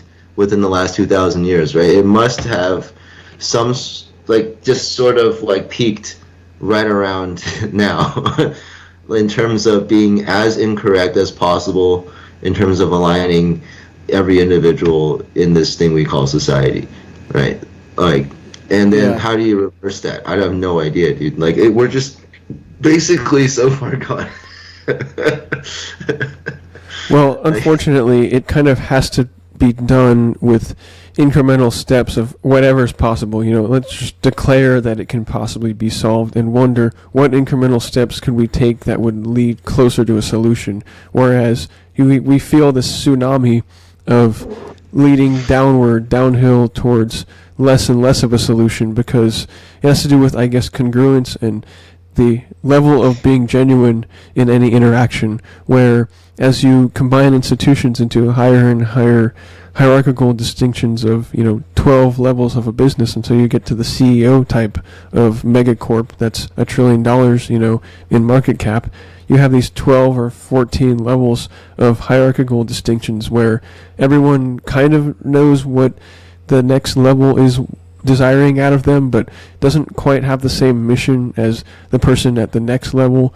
And then you have, like, 12 or 15 levels, and it's like nobody really knows fully anyone, like, 3 or 4 levels down, and what they're actually trying to get at, what they're truly wanting out of anyone else and any other layer within that hierarchy, because you can put out all these policies, you can show up once in a while, and you can have all these publications, and you can have all these PR statements that you represent the company as, that maybe the rest of the business at different levels sees you publicizing and sees what it seems like your public relations type mission is, but has no idea what you really want, unless we all really want the same thing, which is just to keep on the gravy train of the money going so that we can switch hands, get the money, and then switch hands with the money to get what we want, materials wise and services wise, whereas being on the same mission of having some, long-term statement of saving the climate, saving this industry, saving that species, or being all environmental,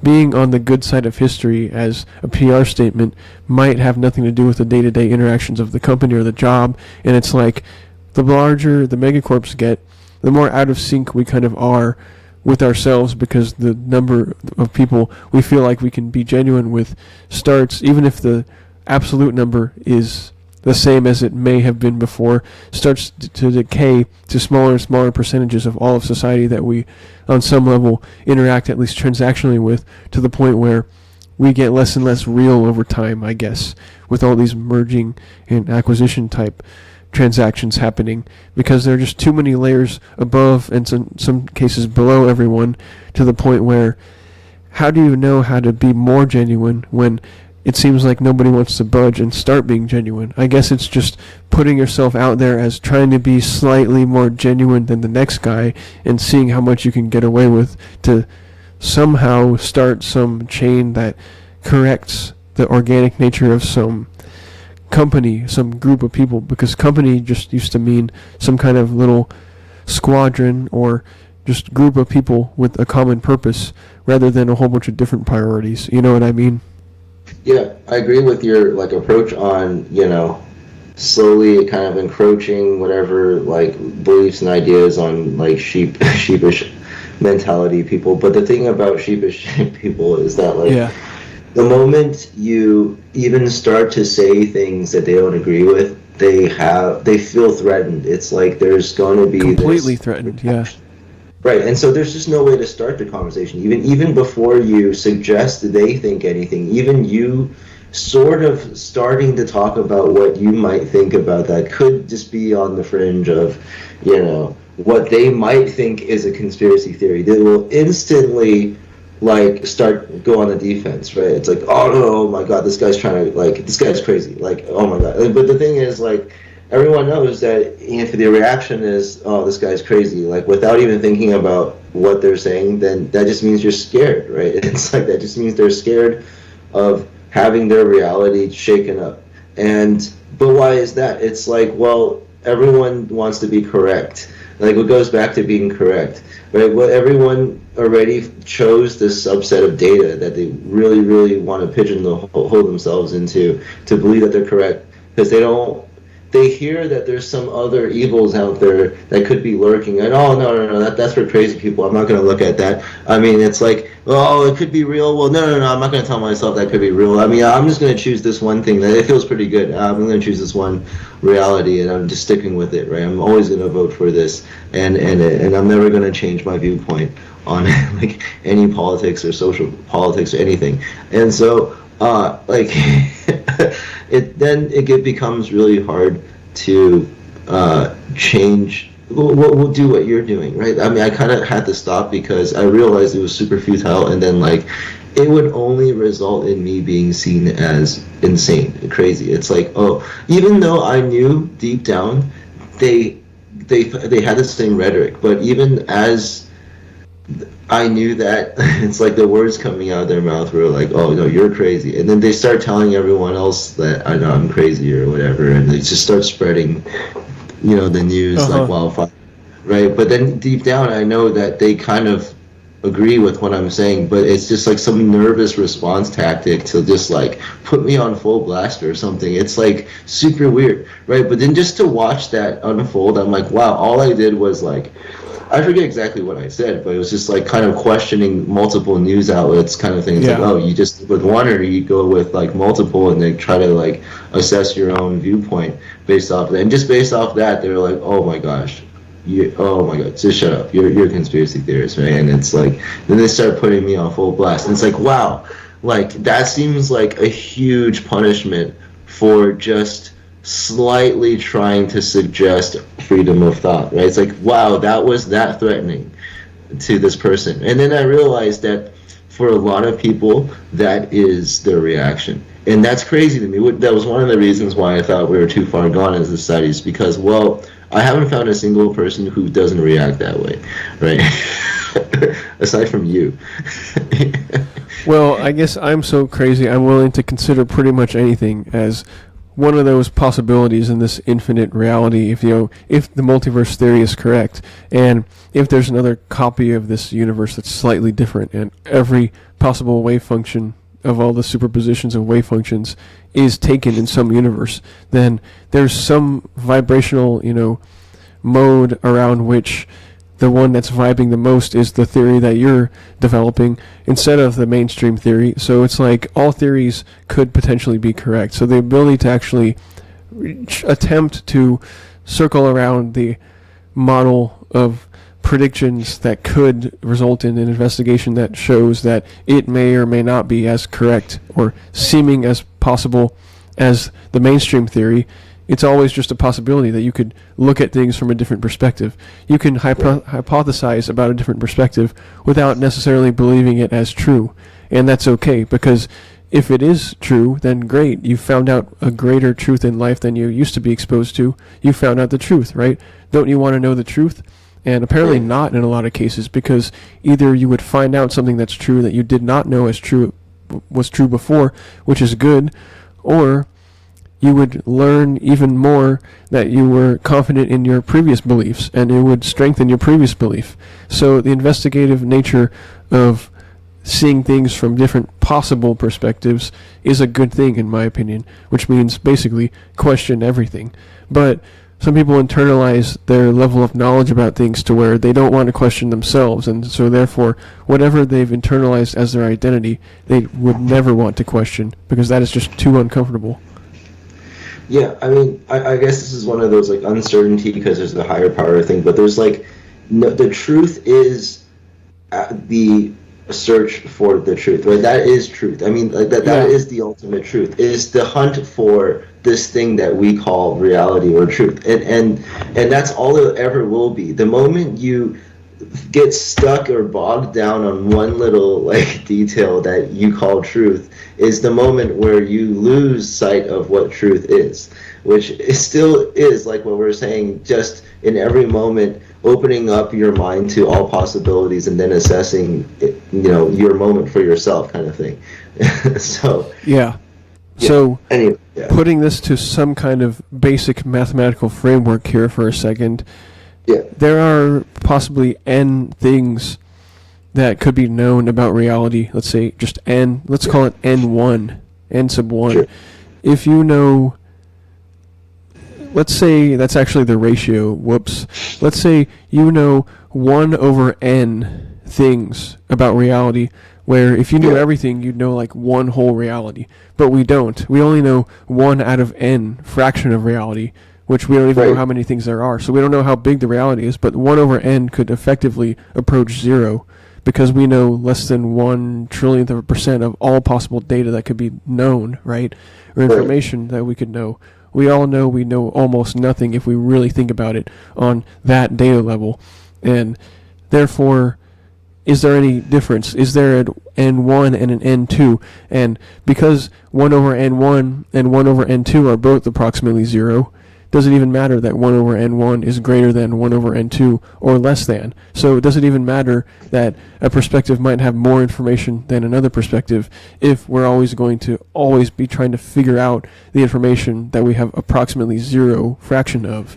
And so the quest of knowing all of reality, then, the truth, is about not giving up on the truth and knowing that in this fractal reality, we're always trying to search for more information to further validate what we think we already know by continuously questioning on some basic level the things in a fractal pattern, like the basics, and then the next levels, the Newtonian theory, and then the Einsteinian theory, and then whatever else we come up with string theory and whatnot, if that ever succeeds, continuing to verify what we already know with a level of urgency kind of inversely proportionate to the level of confidence we have with what we think we already know with greater confidence, but at the same time continuing to be okay with questioning pretty much anything, because as a matter of fact, there is a greater N1 than an N2 or whatever. It's like maybe 1 over N1 is greater than 1 over N2 in the sense that we can have bigger or smaller fractions of the knowledge of reality, and it's all relative to what we already have, and it's not futile, because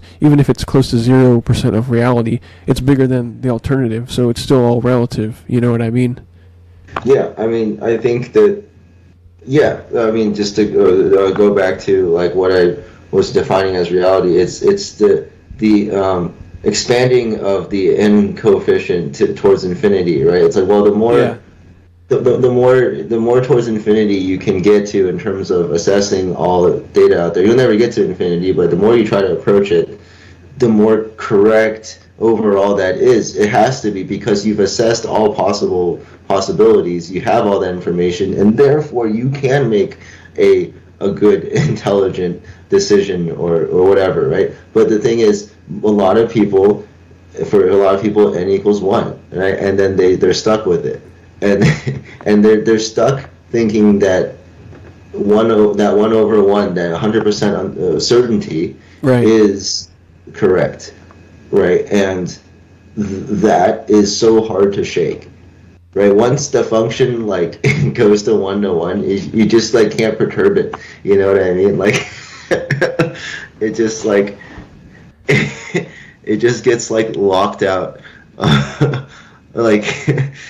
Right, it's rough because you want to think that you can transcend your own physical existence, and everyone kind of, most people at least, believe in some kind of eternal existence, and not everyone believes in necessarily an afterlife, but it appears, most people have some kind of spiritual dimension that they believe in, where they're going after they die and things, maybe where they were or what they were before they were born and such, what species they might turn into with these karmic influences and all, and trying to transcend the finite nature of our apparent physical form, right? But at the same time, despite most people believing in an eternal form that transcends the physical, we also, in this contradictory fashion, turn back inward into our physical form and say, well, I couldn't have been that wrong for that long within these few decades of living, so therefore I could never possibly be wrong, ever, And it's that kind of inherently contradictory nature of knowing that we are not here for that long. If eternity is real, then we're here for essentially 0 fraction of that. So we haven't been that wrong for that long, so it's like, just get over it and get right, I guess. So you can always get right at any given point, because we don't live very long. Everyone thinks life is short, so therefore you've only been wrong for a short amount of time, so everything's fine. Well, at any point, if you can find the truth, it's worth finding the truth, because that's the whole nature of fractals. They always reset at whatever your current perspective is, and it's still worth doing the same thing, because that's the whole fractal level of history always repeats itself, right? Dude, I really like the the approach on that. Yeah, no, totally. It's like, relative to the universe and everything that's out there, all the data that's out there, like the one tiny little factoid or whatever that person got bogged down on is just super tiny. It's super negligible, and then life's too short. And that's another thing that I've been saying lately is like, life's too short. I've literally been trying to live by that, right? So, and I totally agree with it. It's just, well, I mean, life's too short to basically get stuck on just one objective reality, and just only focus on that, like hyper focus on it. It's like, oh no, I can't be shaken any other way. It's like, no, life's too short. Like, why don't you change some viewpoints once in a while? Like, think outside the box, right? It's like, life's too short to not look at it from as many like frames of reference as possible, right? And I guess for a lot of people that's just scary, or that's like too troublesome, or oh no, I'm happy just looking at things the way I've always looked at it because it's comfortable. But it's like, isn't there something deep down like triggering them a little bit to wonder whether the grass is greener on some other side somewhere. Like, are they really on the greenest grass, right? Like, you would never know if you haven't considered the possibilities. So it's not like you have to always be changing your mind, but the ability to be wrong exists. So you'd hopefully want to be able to root that out, or whatever you call it, mitigate those possibilities and be right as often as possible by figuring out how you can know you're right. But that might sound like analysis to paralysis, kind of. We have to make decisions at some point that reflect what we think is the true nature of reality, but every time we do make a decision, that's more data that can therefore feed back into a better approximation of what we think the true nature of reality is. So in a way, since we have only an approximation that's local, we're always going to be tweaking and slightly changing our viewpoints of reality if we're being real, right? That's true. And then I guess.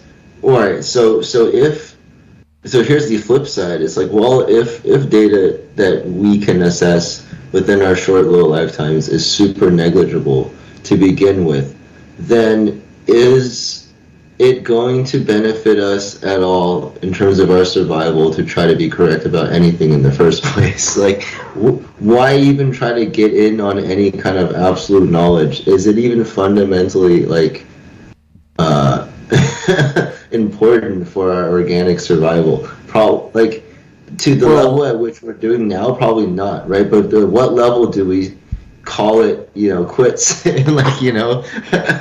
Well, I guess it's just relative, and this is the whole 1 over n argument, is, well, 1 over n approaches 0, but some n's are bigger than other n's, so it's like still relatively better information than the alternative. If we, just stick our heads in the sand, we'll never learn anything. So whatever we start off with, we're always going to assume that and not even look at the data, not even care to know whether we're correct. So I guess being better than we were yesterday at knowing the nature of reality is all we can hope for. So I guess we just have to do that. That's the most correct thing to do at any point in time. Right, exactly. And it's not to decide that you've already landed on some ultimate truth. That is not the correct thing. That's the moment you stop being correct, right? Because life's too short to just basically, I'm just repeating it, but life's too short to just decide on one reference frame. Right? It's just too boring, I guess. But I guess most people have been convinced that boring outlook is the way to live, that it's happy. But then, somewhere in the subconscious, the unconscious, and the dreams and stuff, that's why a lot of people have to see a shrink nowadays. It's like, well, there's something burning deep down and saying, hey, this isn't it, right? Like, get out there, look at things a little differently, open up, but then somehow on the surface levels, like, a lot of people have been conditioned to stay put.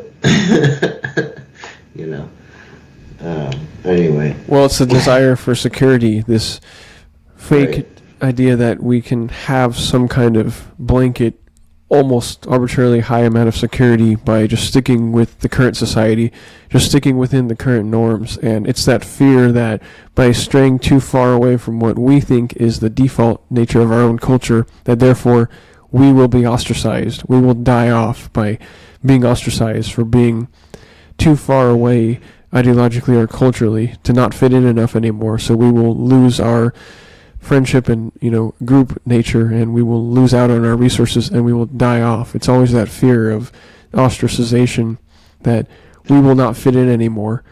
But at any given time, lots of people feel the need for some kind of revolutionary change, and I think that is very, very high at certain points, maybe at the end stages of certain civilizations when they do have revolutions.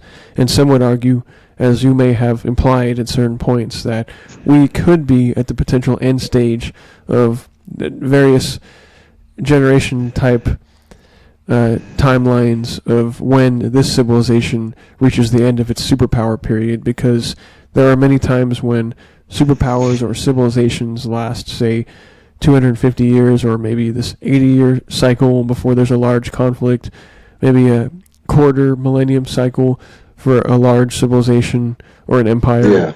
And these various timelines that are intersecting right now, with respect to the last time that there was a global large conflict, and the last time that there was another superpower, maybe British Empire, whatever you want to call, before the American civilization.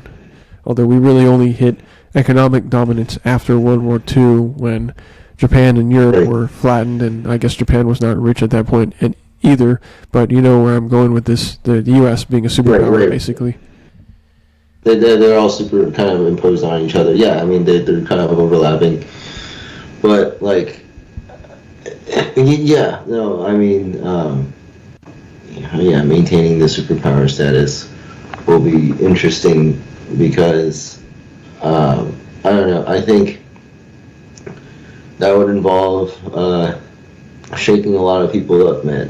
just a lot of things that people believe in, like, I don't know, just all these, like, legacy systems that are in place in terms of banking and just transactional stuff, social media. It's all, a lot of it's going to have to change, and it's going to shake a lot of people up. But no, I think it'll be interesting. It'll be I don't know, what was I thinking earlier when you're talking about, I guess I was thinking about the whole, like, thought police thing from, like, high school, reading about it in Brave New World or whatever. It's like, okay, that seems really, like, far-fetched, you know, like, there's probably somewhere in the future they're gonna have, like, some, like, nodes attached to your brain where they're gonna, like, read what you're thinking or whatever, right? And then I got a little older, and I'm like, okay, well, this technology actually seems like it might come to fruition, like, pretty soon. It's like, hey, like, they could just probably, like, monitor your eye movements or something, or, like, you know, based off of, like, what you write in your text and stuff, just kind of, like, process it and triangulate on what it is you're actually thinking or whatever it is. And then I realized it's not even that. We've been under this whole authoritative thought police thing for a while. Like, what we're saying, it's like people don't even realize that they've already pigeonholed themselves into thinking a certain way in order to fit in order to not question this and that, right? And then it's like, well, that is thought police. We already, like, think we have freedom of thought when we absolutely don't. We've limited ourselves completely. We're lying to ourselves, saying we have freedom of thought. It was like we have the freedom to tell ourselves we have freedom of thought, and therefore it's an ultimate lie, right? It's like we're just tricking. We actively want to trick ourselves because it's it just keeps us content. It just keeps us alive to the next day, kind of thing. But is it the ultimate truth? Not ultimate, but is there a higher truth out there? Yeah, probably. Right? And so I guess going back to the whole thought police, it's like, I realized later in life that it's always been there. It's always existed. Like, people have always limited the way they thought, you know, ever since, I don't know, like hundreds of years probably. Or, you know, the first, any kind of, like, political regime took over a group of people, like, thousands of years ago, is when the whole idea of thought police, I guess, originated, right? Obviously in the book it's like, all right, they can actually, like, the moment you think something, they're going to come and find you or whatever physically. It's like not quite like that, but it basically is, because most people are just too afraid to even think something anymore. It's like, oh no, don't make me think about that. That's dark. That makes me feel bad, right? It's like, well, does it really? Like, why does it make you feel bad? It's like, I don't want to play, like, psychiatrist on people, but sometimes I really do. I'm like, wait, like, you just reacted super strongly to that. Like, for me, like, it would have to be, like, I don't know, somebody getting stabbed in front of me or something to, like, physically react that way. Like, why did you react that way to, like, a simple verbal suggestion that wasn't even threatening on any level, in my opinion? Right. So what you're saying is that self-censorship effectively serves as the internalized version of the thought police that already exists in everyone who agrees to a certain standard of what they think is modern, you know, polite culture of society, what we're supposed to be believing, or what we think we're supposed to be believing, so that also when you are threatening someone with this going against the thought police type spiel whenever you're questioning something that they think their own internalized thought police will not allow. They are kind of feeling the level of threat, that whole fight or flight type or freeze response type internal, probably deep in the not even mammalian part of the brain, but the very back, like bottom, reptilian level kind of part of the brain. Like, I mean, whatever the brain stem more so, the more core, fundamental parts of the brain that detect just basic threats and governs like the heart rate type of deal where, you're not consciously trying to raise your heart rate or something, but something in the very deep part of your brainstem or that part of the system is regulating what it sees as a threat or not. And maybe on that very deep level within their nervous system, they feel the threat, and it's that level that therefore their subconscious has to portray to their conscious self that I cannot question this. I'm not allowed to, so everything I'm going to do in my response is to treat whatever reminded me of whatever I did not want to question as a threat. So you are treated as a total and complete threat to their very existence, basically, their survival of whatever they thought was true. And whatever they thought was true govern what they think is their identity, their reality, their existence, and what they ought to be doing with their lives. So just by questioning perhaps one thing, it can actually fundamentally make people feel that their very existence is being questioned, I guess, because it just feels like this house of cards. They're not allowed to go outside of these very narrow parameters because often there's a very narrow path to what people perceive as victory that they have to strive for. And oftentimes it's very, very narrow, kind of the more normie someone is and kind of the more they are conformist with respect to what's considered polite society or the kind of things you're allowed to believe, so-called allowed to believe without being a conspiracy theorist or being labeled as that. Although I would say that everybody is technically a conspiracy theorist because we can all theorize about conspiracies, which are just events where multiple people come together in the commission of some crime, which is just multiple people scheming to do something that is considered an injurious action to others, harmful to others, which any act of war always is, and any covert action, which is often involved in acts of war, also is, because you have things like the Manhattan Project or anything where people hide what they're doing, like the Holocaust. If you believe these things are real, you're a conspiracy theorist because multiple people are coming together to conspire to commit some action that's injurious to others without telling them. Or if you believe it's a hoax, you're also a conspiracy theorist because you are claiming that it was hidden this whole time, that in fact it did not happen. And it was portrayed to have been happening according to our history books and what's allowed to be stated in polite society, right? So to me, by default, we're all conspiracy theorists because we know that wrongdoing happens in large numbers, but it's only what the label gets portrayed as far as what you are and are not allowed to question, right? So, yeah, just to go along with that and the whole conspiracy theory thing, like, here's my super conspiratorial, theory, I guess. So, like, basically, the purest form of thought police isn't some authoritative, organization or person that actively comes and polices each of our individual thoughts. The most effective thought police is one that convinces you to police your own thoughts. Right. Meanwhile, convincing you that true quote-unquote thought police, oppressive thought police, is the stuff that's in that book. So therefore, you never realize you're actually policing your own thoughts, right? You think that the threshold has to be some external figure coming in to actively tell you, hey, you can't think that, you can't say that, which still does happen. But what really does happen is the policing of our own thoughts from within ourselves, which is what we're talking about here. And it's somehow super effective, right?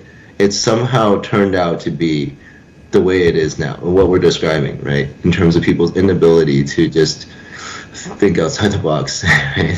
So, you know what I mean? Yeah, it's like a critical hit and super effective, right? It's both. But it's also, as I'm referencing a game there, but it's a critical hit because in a way, this hits upon a spiritual front as well, which is the idea that perhaps the most evil possible entity is your own demons, or whatever holds you back, because the most evil possible entity from your own perspective is whatever limits you the most, because you don't know, unfortunately, what other people's absolute inner goal is for their lives, of what they think their own potential is. You don't know exactly what they're thinking, so maybe they think they're reaching half their potential. Maybe they think they're reaching 100% of their potential, but Right. you know if you have things that are 100 times more of what your current status is, whatever you think you're getting out of life, only you know that you're reaching only 1% of your potential. So whatever corruption loops you're stuck in, addictions and whatnot, whatever holds you back from your own psyche, from your own self-censorship and your own self-imposed thought police, I guess, is your own demons that you have to fight. And those are the most evil possible beings in existence from your own perspective. So if we have this angel on one shoulder and devil on the other shoulder type mentality or model to work with, the most evil possible being is your own psyche, or the aspect of your psyche that is defeatist, or your own shadow, basically, which is one of the darkest possible things that I could mention, because it means that the goodness within you is like the greatest possible thing, I guess, from your own perspective of your own existence, of whatever you took motivation from or inspiration from the external, and internalize it for the greater good, right? But the worst possible thing is whatever holds you back in the most obvious possible way you can see, and therefore would also be in line with that self-censorship and self-imposed internalized thought police. But that's just another thought I had, which is that dark statement of, like, in order to know true evil, you have to know the intention. Well, how do you know anyone else's intention? You only know your own.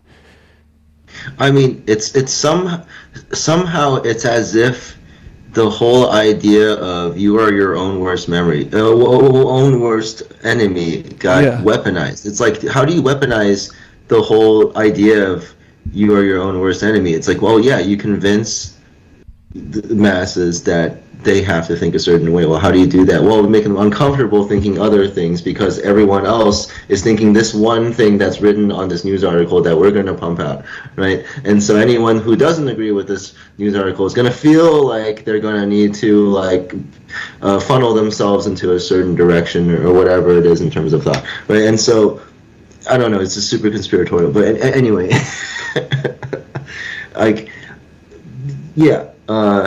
and all just kind of, all our topics keep wrapping back into one. But I guess that's how it is, right? I mean, that's just how reality is. There's no one way to describe what we think reality is and what we think other people around us might be interpreting as their own reality, and just trying to get in on that difference and contrast in order to make the path of least resistance in every transaction, So, right, it all ties together, because everything is this irreducibly complex analytical framework around which to consider anything in its own light. Like economics, you have these bonds of competitive advantages and transactions on the free market and stuff. That's the bond. But then there are relationship bonds between family members, men and women, these kinds of things. Friendships, bonds, that's a bond. And then you have these physical, chemical bonds at the molecular level and all that. And then whatever else you want to call a bond. It's like you can always have the same analogies across multiple forms of expression and psychological bonds within yourself, of the angel fighting the demon kind of deal. So everything ultimately comes back to the same analogy of everyone is trying to figure out everything.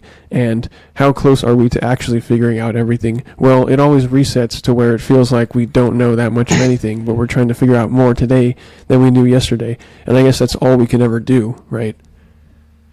Right. All we can ever do is keep resetting, keep blank slating whatever it is we thought we already knew, in lieu of finding some other way of looking at what we thought we already knew. Apparently that's better than sticking with one outlook over time. But somehow we've convinced ourselves otherwise, right? Which is the longer we go, the more organic strain there is, and just the more that pot brewing effect of just man, something's just gonna blow at some point, right?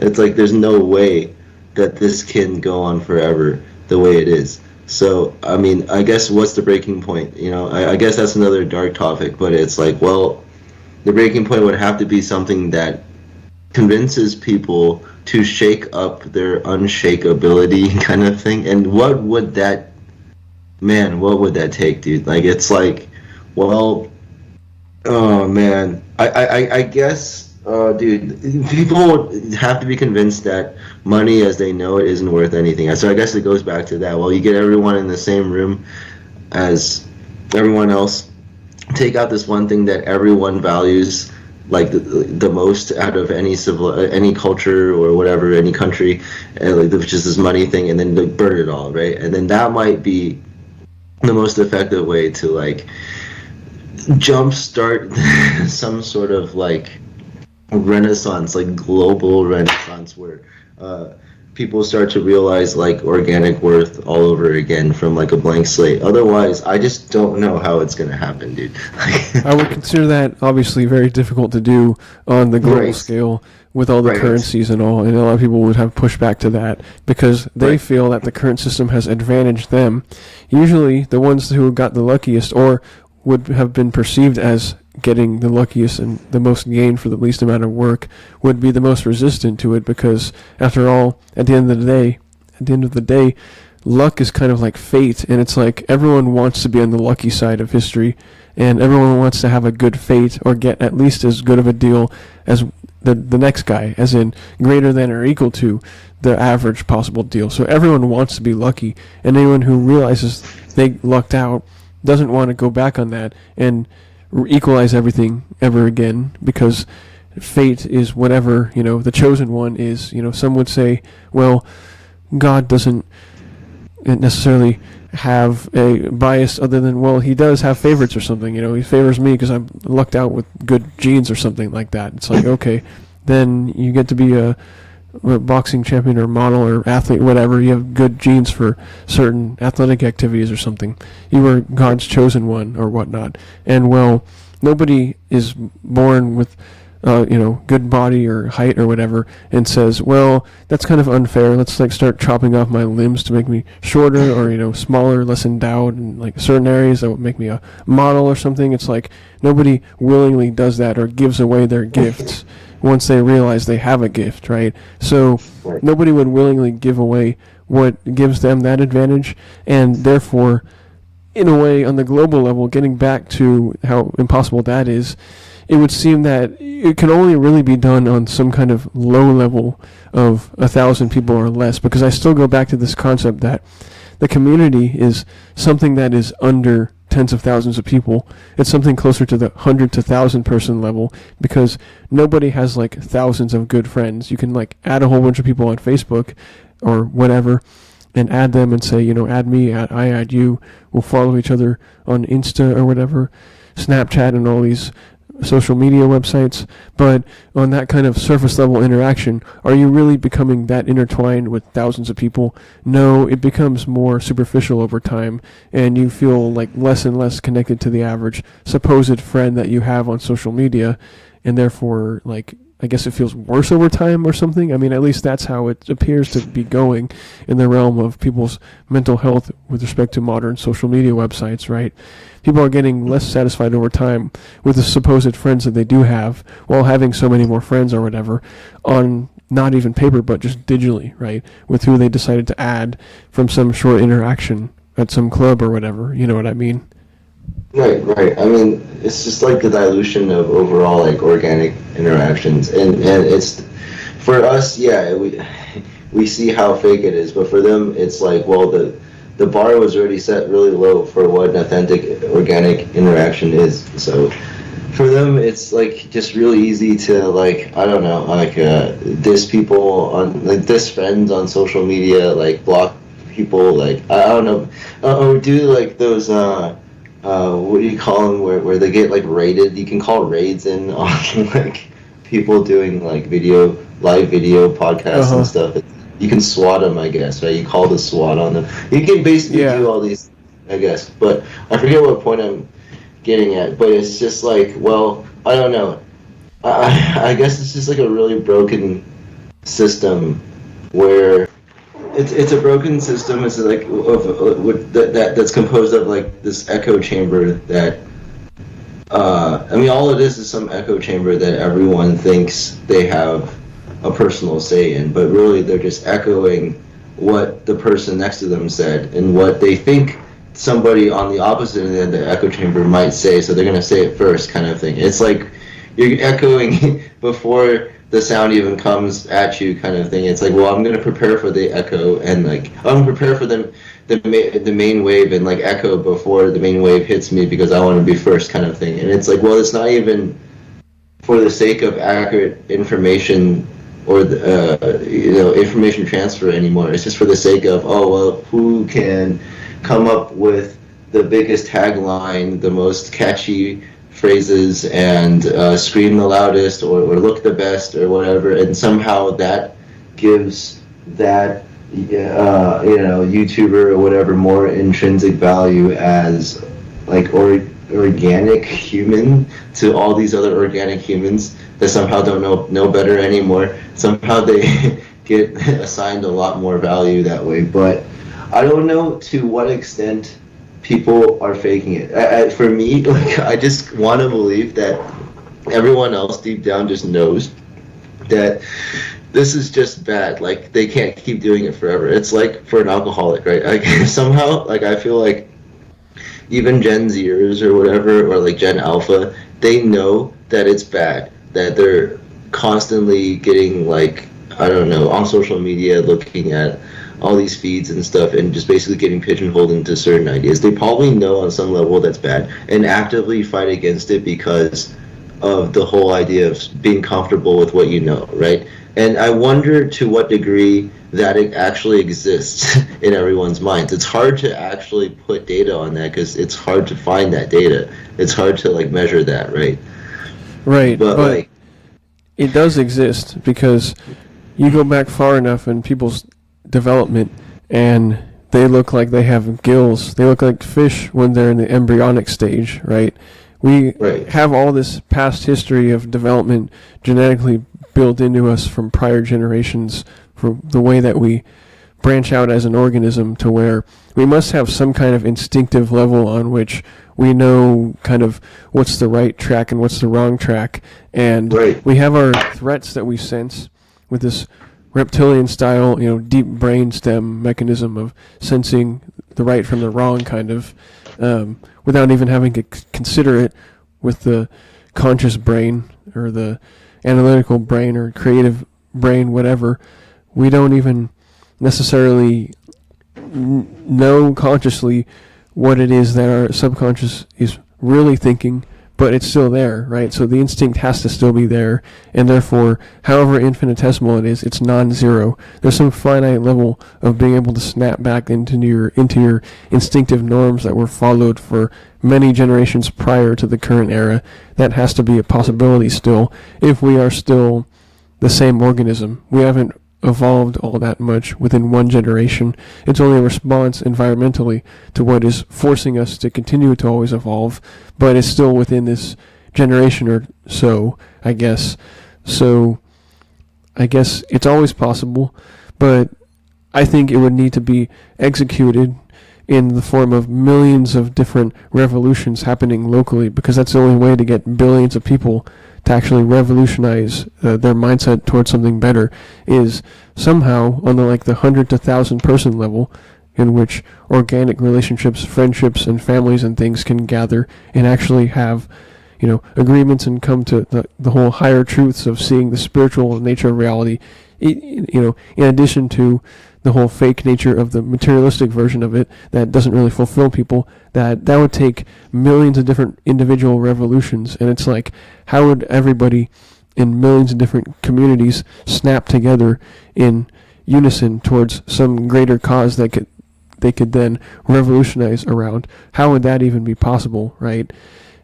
It would take either individuals on a very small scale within those 100 to 1,000 person communities going from place to place, which isn't not going to happen at a large scale, to revolutionize the whole world with some kind of messiah figure or whatever. But I guess I am getting to this point that we kind of do need some kind of Leviathan figure, someone who just knocks some sense into everybody to get everyone on the same page, whether they're resisting it or in agreement with it. Maybe if the Leviathan figure is convincing enough, it will drag, or they, he, she, whoever it is, will drag everybody, kicking and screaming into reality, whether they like it or not. Because if they are hitting home at, good enough truths that need to be learned or need to be relearned by telling it as it is or whatever, maybe we do need that Leviathan figure. Maybe we do need that larger-than-life revolutionary figure to just tell it like it is, and maybe that is just whoever's in charge of the country, or maybe it really just is whoever's setting the policy on a mental level, if not on a political level. I don't know. It doesn't have to be politics. It doesn't have to be Trump. Maybe it is, but maybe it's some other figure. But maybe it's whoever just homes in on hitting as many possible points of intersection of meaning at once, like most efficiently, and telling it like it is enough to get enough people to snap to attention and realize that, whoa, this guy's just saying it like it is and he's getting away with it. Or, they're telling what's just on their mind. You can just tell they're just shooting from the hip and, not necessarily just making things up, but thinking on their feet and saying whatever's on their mind. And that level of inspiration can, really hit home among a large number of people that might be able to wake up and therefore do things at the smaller level that revolutionizes their own communities to think of a greater cause, I guess, than the current state of humanity, if we're describing it as being in this dire of a state, which we are, Right. I just imagine I don't know, those Russian spy movies where, I don't know, they're out living a normal life, and then they get a call and they pick up the call, and then a sequence of words gets said to them, and all of a sudden they fall into some crazy mode where they just go super killer, because they were conditioned from when they were babies or something, small children from MK Ultra, or not MK Ultra, from the I don't know, the Soviets, I guess, to react to a certain sound or a sequence of words in a certain way. As soon as they hear that sequence of words, it doesn't even matter if it's 30 to 40 years later. Once they hear that, they instantly snap into killer mode and kill their spouse, kill their family, run back to home, to the motherland, and not really realize why they're doing it, kind of thing. So basically, if you can do that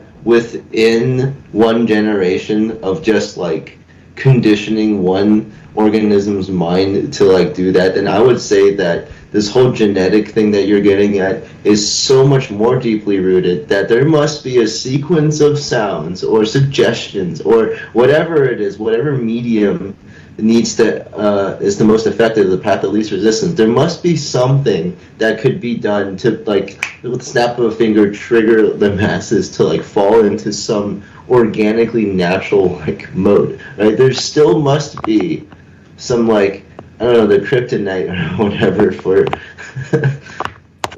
for it all, right? It just but it's the matter of tapping into that, and whether or not that will get suppressed, and whether or not it actually, the thing, maybe every day an attempt is made or something, or every hour, every minute an attempt is made, but it just gets crushed by whatever other layers we have out here in society. Mostly it's just the people ourselves not able to accept whatever new form of thought it is that is coming out. So basically coming up with super, super profound messages may not even be enough to get people's attention. Then what will? Right, because you can always be non-receptive to any message, however good it is, because you can always just not want to see it, and therefore we do have this interesting phenomenon in the modern era of the last almost decade now with respect to Trump, where he will say something, it's his prediction, it's what he's trying to do, it's what he eventually will do, but which his opposition says is not only stupid, silly, but impossible. It will never happen. His victory will not happen. His negotiation leverage using tariffs will not result in any, foreign policy victories. the Colombian government will not use their own planes to take their own citizens back who are convicted of crimes and were here illegally. Everything that Trump says is false, and therefore everything he says will fail. He's wrong. He will not win the election, and he will not get what he wants policy-wise after the election if he does win, which he will not. And so there's this all-encompassing naysayer attitude around him as a figure, where he must be some kind of highly, highly revolutionary figure to gain this much hatred of this fundamental level, I think, where it's incredible. It seems like a pattern, where he will predict something, it'll be considered impossible. When he does it, then the response on a station like CNN will be something like, well, Trump claims America's respected again now, after before that they were claiming that our economy was going to be wrecked and the prices were going to skyrocket because of this trade war with Colombia. He was not going to get what he wanted, even though it was what the people elected him to do, by and large, which is start some deportations, especially mass deportations of criminal illegals at least, and people who have orders for deportation, which is in the millions, I guess. And it's a relatively popular idea, 50+% obviously of people want that, approaching 60% in some cases in some polls. But people are kind of fed up and have flipped a switch mentally with respect to some policies that may have been sliding for a while that we now really want to prioritize largely as a people, but at the same time are met with such high levels of resistance that there are those who every single time, rinse and repeat, will say that, well, what he's saying is impossible, it's silly, he'll fail, it'll never work, and then after it may actually work, the denialism of saying, well, he's claiming we were respected now. Instead of saying he got a win, it's like, well, now he's bragging about something, so that makes him silly and full of hubris, full of arrogance, which any figure who would want to be the leader of the entire, free world, or at least the world's most powerful military commander-in-chief of that, would have to be arrogant, in my opinion.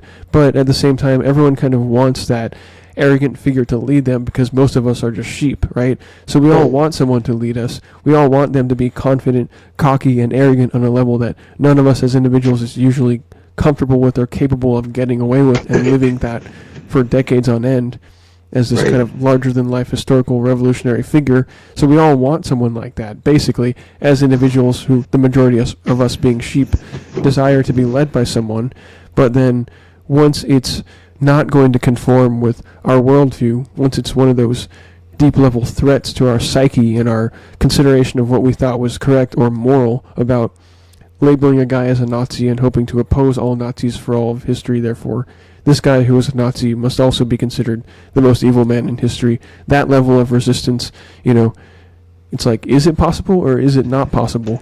I feel like it's all still uncertain because it depends on the level at which every single individual is receptive to questioning their worldview. Because I definitely know that I was not always on board with this Trump guy in terms of believing the ideologies and policies that he currently holds.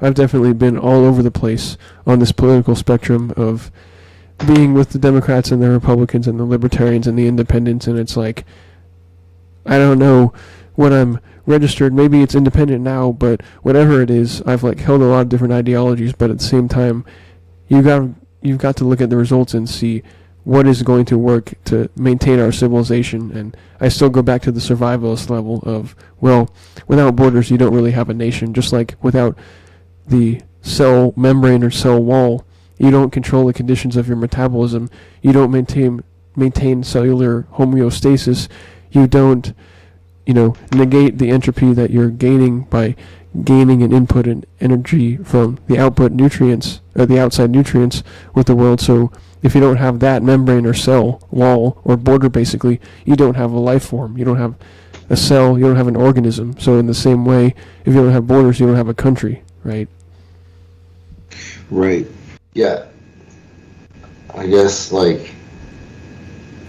see how this goes. But,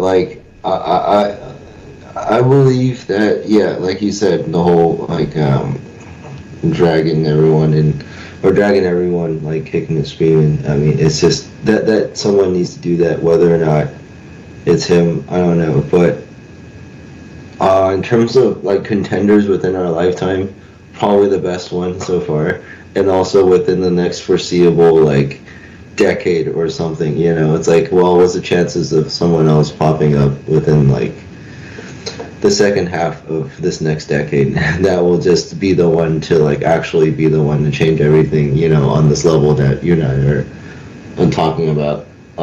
Yeah, I don't know, man. I feel like we're basically honing in on what we think. We're basically almost trying to call what we think is going to happen, right? Right now.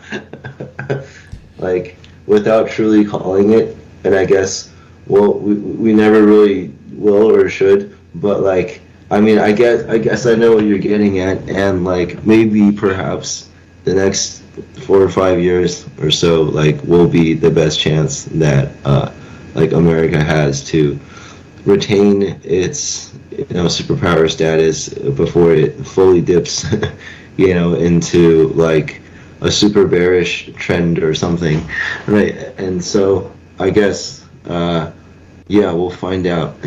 But I really do hope that there is some sort of cleansing, I guess, for lack of a better term, in terms of like how the average person in America views not only America but like themselves, and just do some real self-reflection on like what they truly believe in terms of like organic interactions and survival. And like, I guess there is still a chance that all like in 5 or 6 years, like you and I would be having a much more different conversation.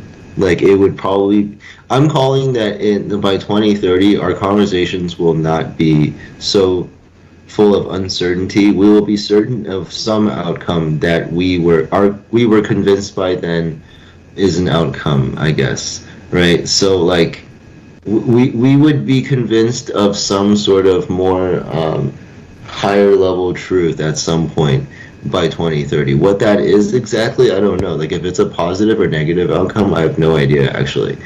But like, I'm just calling there will be some sort of like decisive endpoint somewhere around 2030. Yeah, well, maybe it takes someone who dealt with the Arabs and the East Asians and the Europeans and different people from different continents in the business context, but now also in the political context, to know different cultures enough to be comfortable with how they do negotiations, what they respect, right, and what they are expecting, and how much leverage you can have over them using the amount of trade and the amount of product, the amount of material and resource and climate or whatever that you have. It takes someone who is relatively well versed in a large number of different places and understands hopefully a lot of different cultures and is able to tell it like it is in a way that actually hits everybody somehow and inspires people all around the world somehow, which you hope, ironically, is not some kind of dictator, because that's another thing that people would claim about the same person, is that, well, by setting policy on that level, they're being dictatorial, but really it's about still being organic and making people realize their inner true nature to where they decide to change for the better as an inspiration, from having gained the inspiration from this Leviathan figure or whatnot. So I think it's kind of a balance. Like, we need this Leviathan figure, this tell it like it is, dominant, arrogant person who assumes control, power, and says the tough things that need to be said, that gets everyone else to snap to attention and be like, oh yeah, that hasn't been said in a while, but it's true, we should have been thinking that this whole time, but we've been in this stupor, we've been in this self-censorship and thought police that we've imposed on ourselves and throughout our institutions that doesn't allow us to actually make any more progress anymore as individuals, and therefore upward as a society on an organic level. So maybe we do need that kind of figure, while at the same time, on the kind of fractal level, summoning up the courage to use our inner Leviathan or Dharma influence, or whatever you want to call the intuitive sense of the one inside who motivates and tells it like it is. Maybe it's enough to summon the rest of our instincts to be like leaders in our own vibe, Not that we're all going to lead the military or, the United States as president or anything, but that we lead in our own sense with whatever we specialize in our, working on, whatever our passion is. Lead ourselves basically through our own passions to maximize our own potential. Because someone of that nature really must have maximized their own potential to get to that point, right? So why would we not also partake, right? Yeah, I mean, true change, I believe, relies on the combination of internal and external forces in order to, like, fully come to fruition, right? So, I mean, it has to be, from within and, like, your own personal thought or self-reflection, and also from some, external authority or whatever. But the thing is, within my lifetime at least, I don't remember when either one of these forces was in play. Right now, it might be that both are in play, and, like, it could meet in the middle somewhere, right? It could balance out and then actually lead to some sort of real quote-unquote outcome, like, relative to what we organically understand as politics, and not just, like, the fake, like, let me buy you out, smile on camera, and, like, say some fake stuff and, like, appease you kind of politics, but, like, real, like, nitty-gritty stuff, right? It's like, well, you ain't gonna like this, but it's gonna be good for the country, and we're gonna go with it kind of thing, right? Not like, oh, let me make sure I do all the right things within these 4 years to, like, make everyone like me as much as possible so that I can make a better give a better impression to with my party, and, like, make my party look good. And it's like, well, what does all that even mean? Like, you looking good, your party looking good, if nothing that gets represented actually means anything on any level, right? So yeah, so not only does there have to be some true external force, but the external force has to be, like, like, logistically. Like, it has to make logistic sense, I suppose, which also tracks right now, right? So it just all seems like the most number of the highest. Okay, so, like, I don't know, the most parameters geared towards success are basically coming together right now. There's going to be, like, this critical mass point, I guess, where it'll all be up in the air and it's all up for grabs, and then it just, like, no one knows what will happen right in that moment, but then that moment would just be, like, the highest chance, like, society has had in, like, thousands of years to, like, come together on this organic level that we're talking about, and that might happen within 5 years.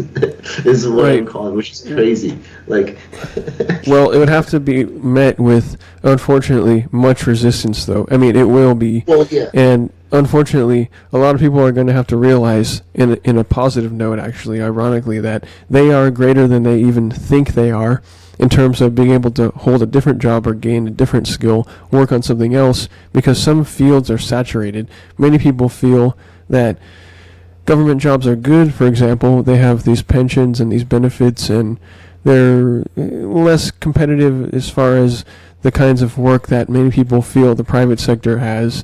Maybe people feel that government jobs are cushy, but they're good if you can get one, kind of deal. And maybe that gravy train runs out when we have this Department of Governmental Efficiency come into play that's going to kind of cut out the fat and see which programs and things don't really need to exist as much, and where we can slim down a little bit on what kinds of funding we have, on how many people actually get employed by the government. And there's going to be so much resistance to that, of course, because it's always going to be the argument of, think about the people who have these jobs. They are going to lose their jobs. Well, as someone who's held so many jobs, I don't even know the number, too many to count, definitely on two hands, I don't even know. It's like you can always get up and do something different and make yourself productive in some other endeavor, because you are greater than you even think you are, right? So that applies to government employees. It applies to everyone else as well.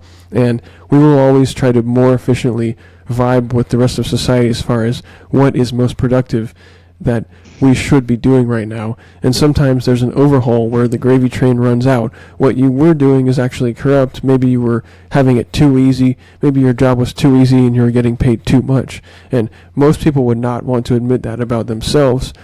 But in a way, I just did that. I switched to a job where you get to get paid, less, and then you get to work harder. It's like, isn't that one of the stupidest possible decisions? Well, if money is the only goal, then yes, that's dumb, But if money is not the only goal, because I realize money is fake, maybe that's where the true meaning lies of getting a little bit better about being in congruence, with oneself, kind of. So maybe it's the path of the highest level of meaning is the best decision, instead of the most amount of gravy train money to sit on, basically, the earnings of, you know what I mean? So it'll be met with a lot of resistance, but everyone, because I'm always saying they're better than they even think they are, is always going to be capable of making it somewhere else if they really exert themselves. And I think a lot of people could afford to really,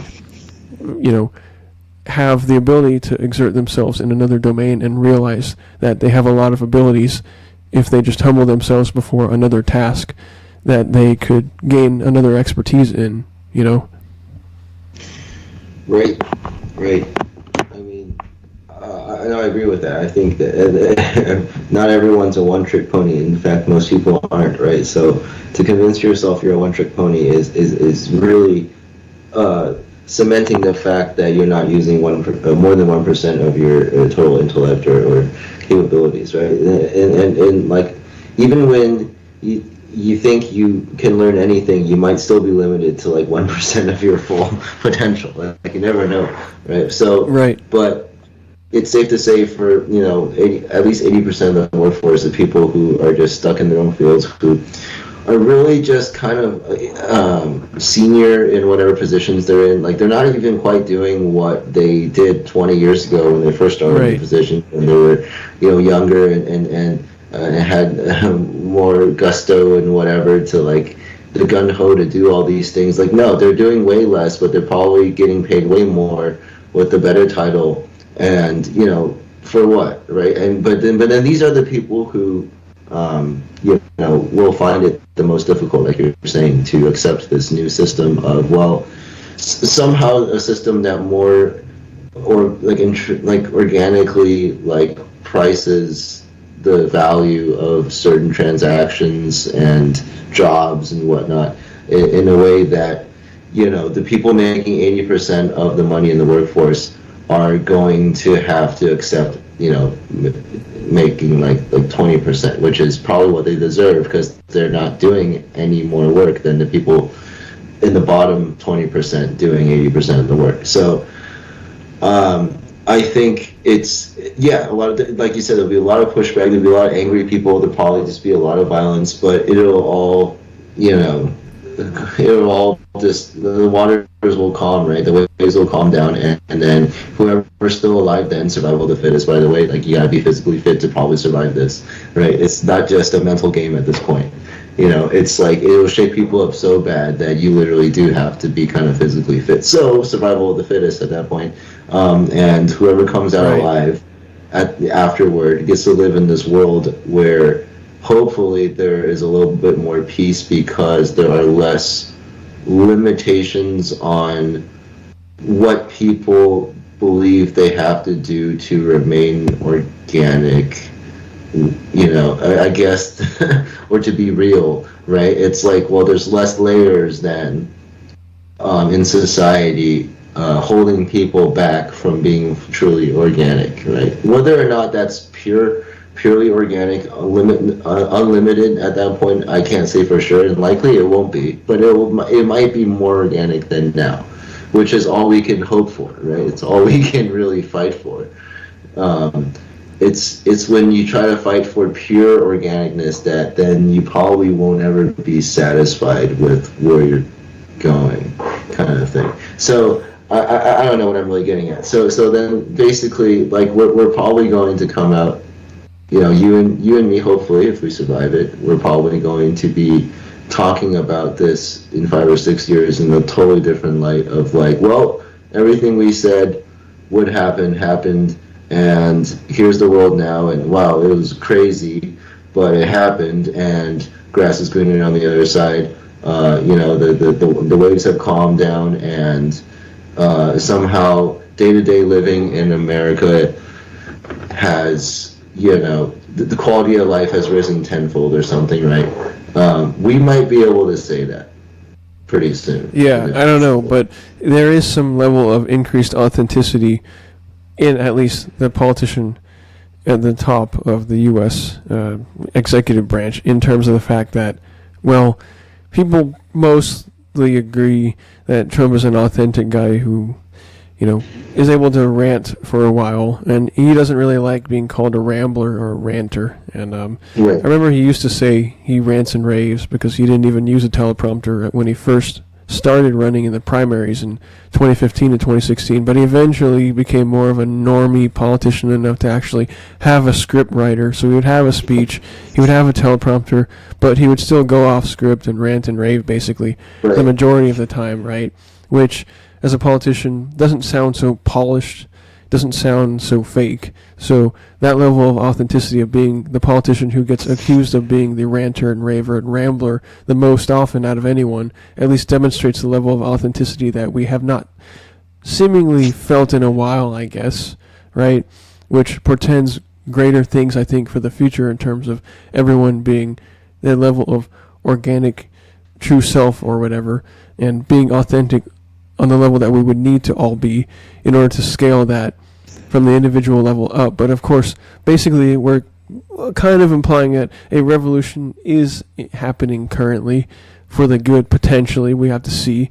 It's hard to see, which side's going to win out or whatnot, but potentially it could be happening, and it's always going to hinge on the uncertainty of every individual interaction deciding how to internalize whatever it is there is in the external world. So I think we are going to have to leave it at that due to time constraints of this elongated podcast.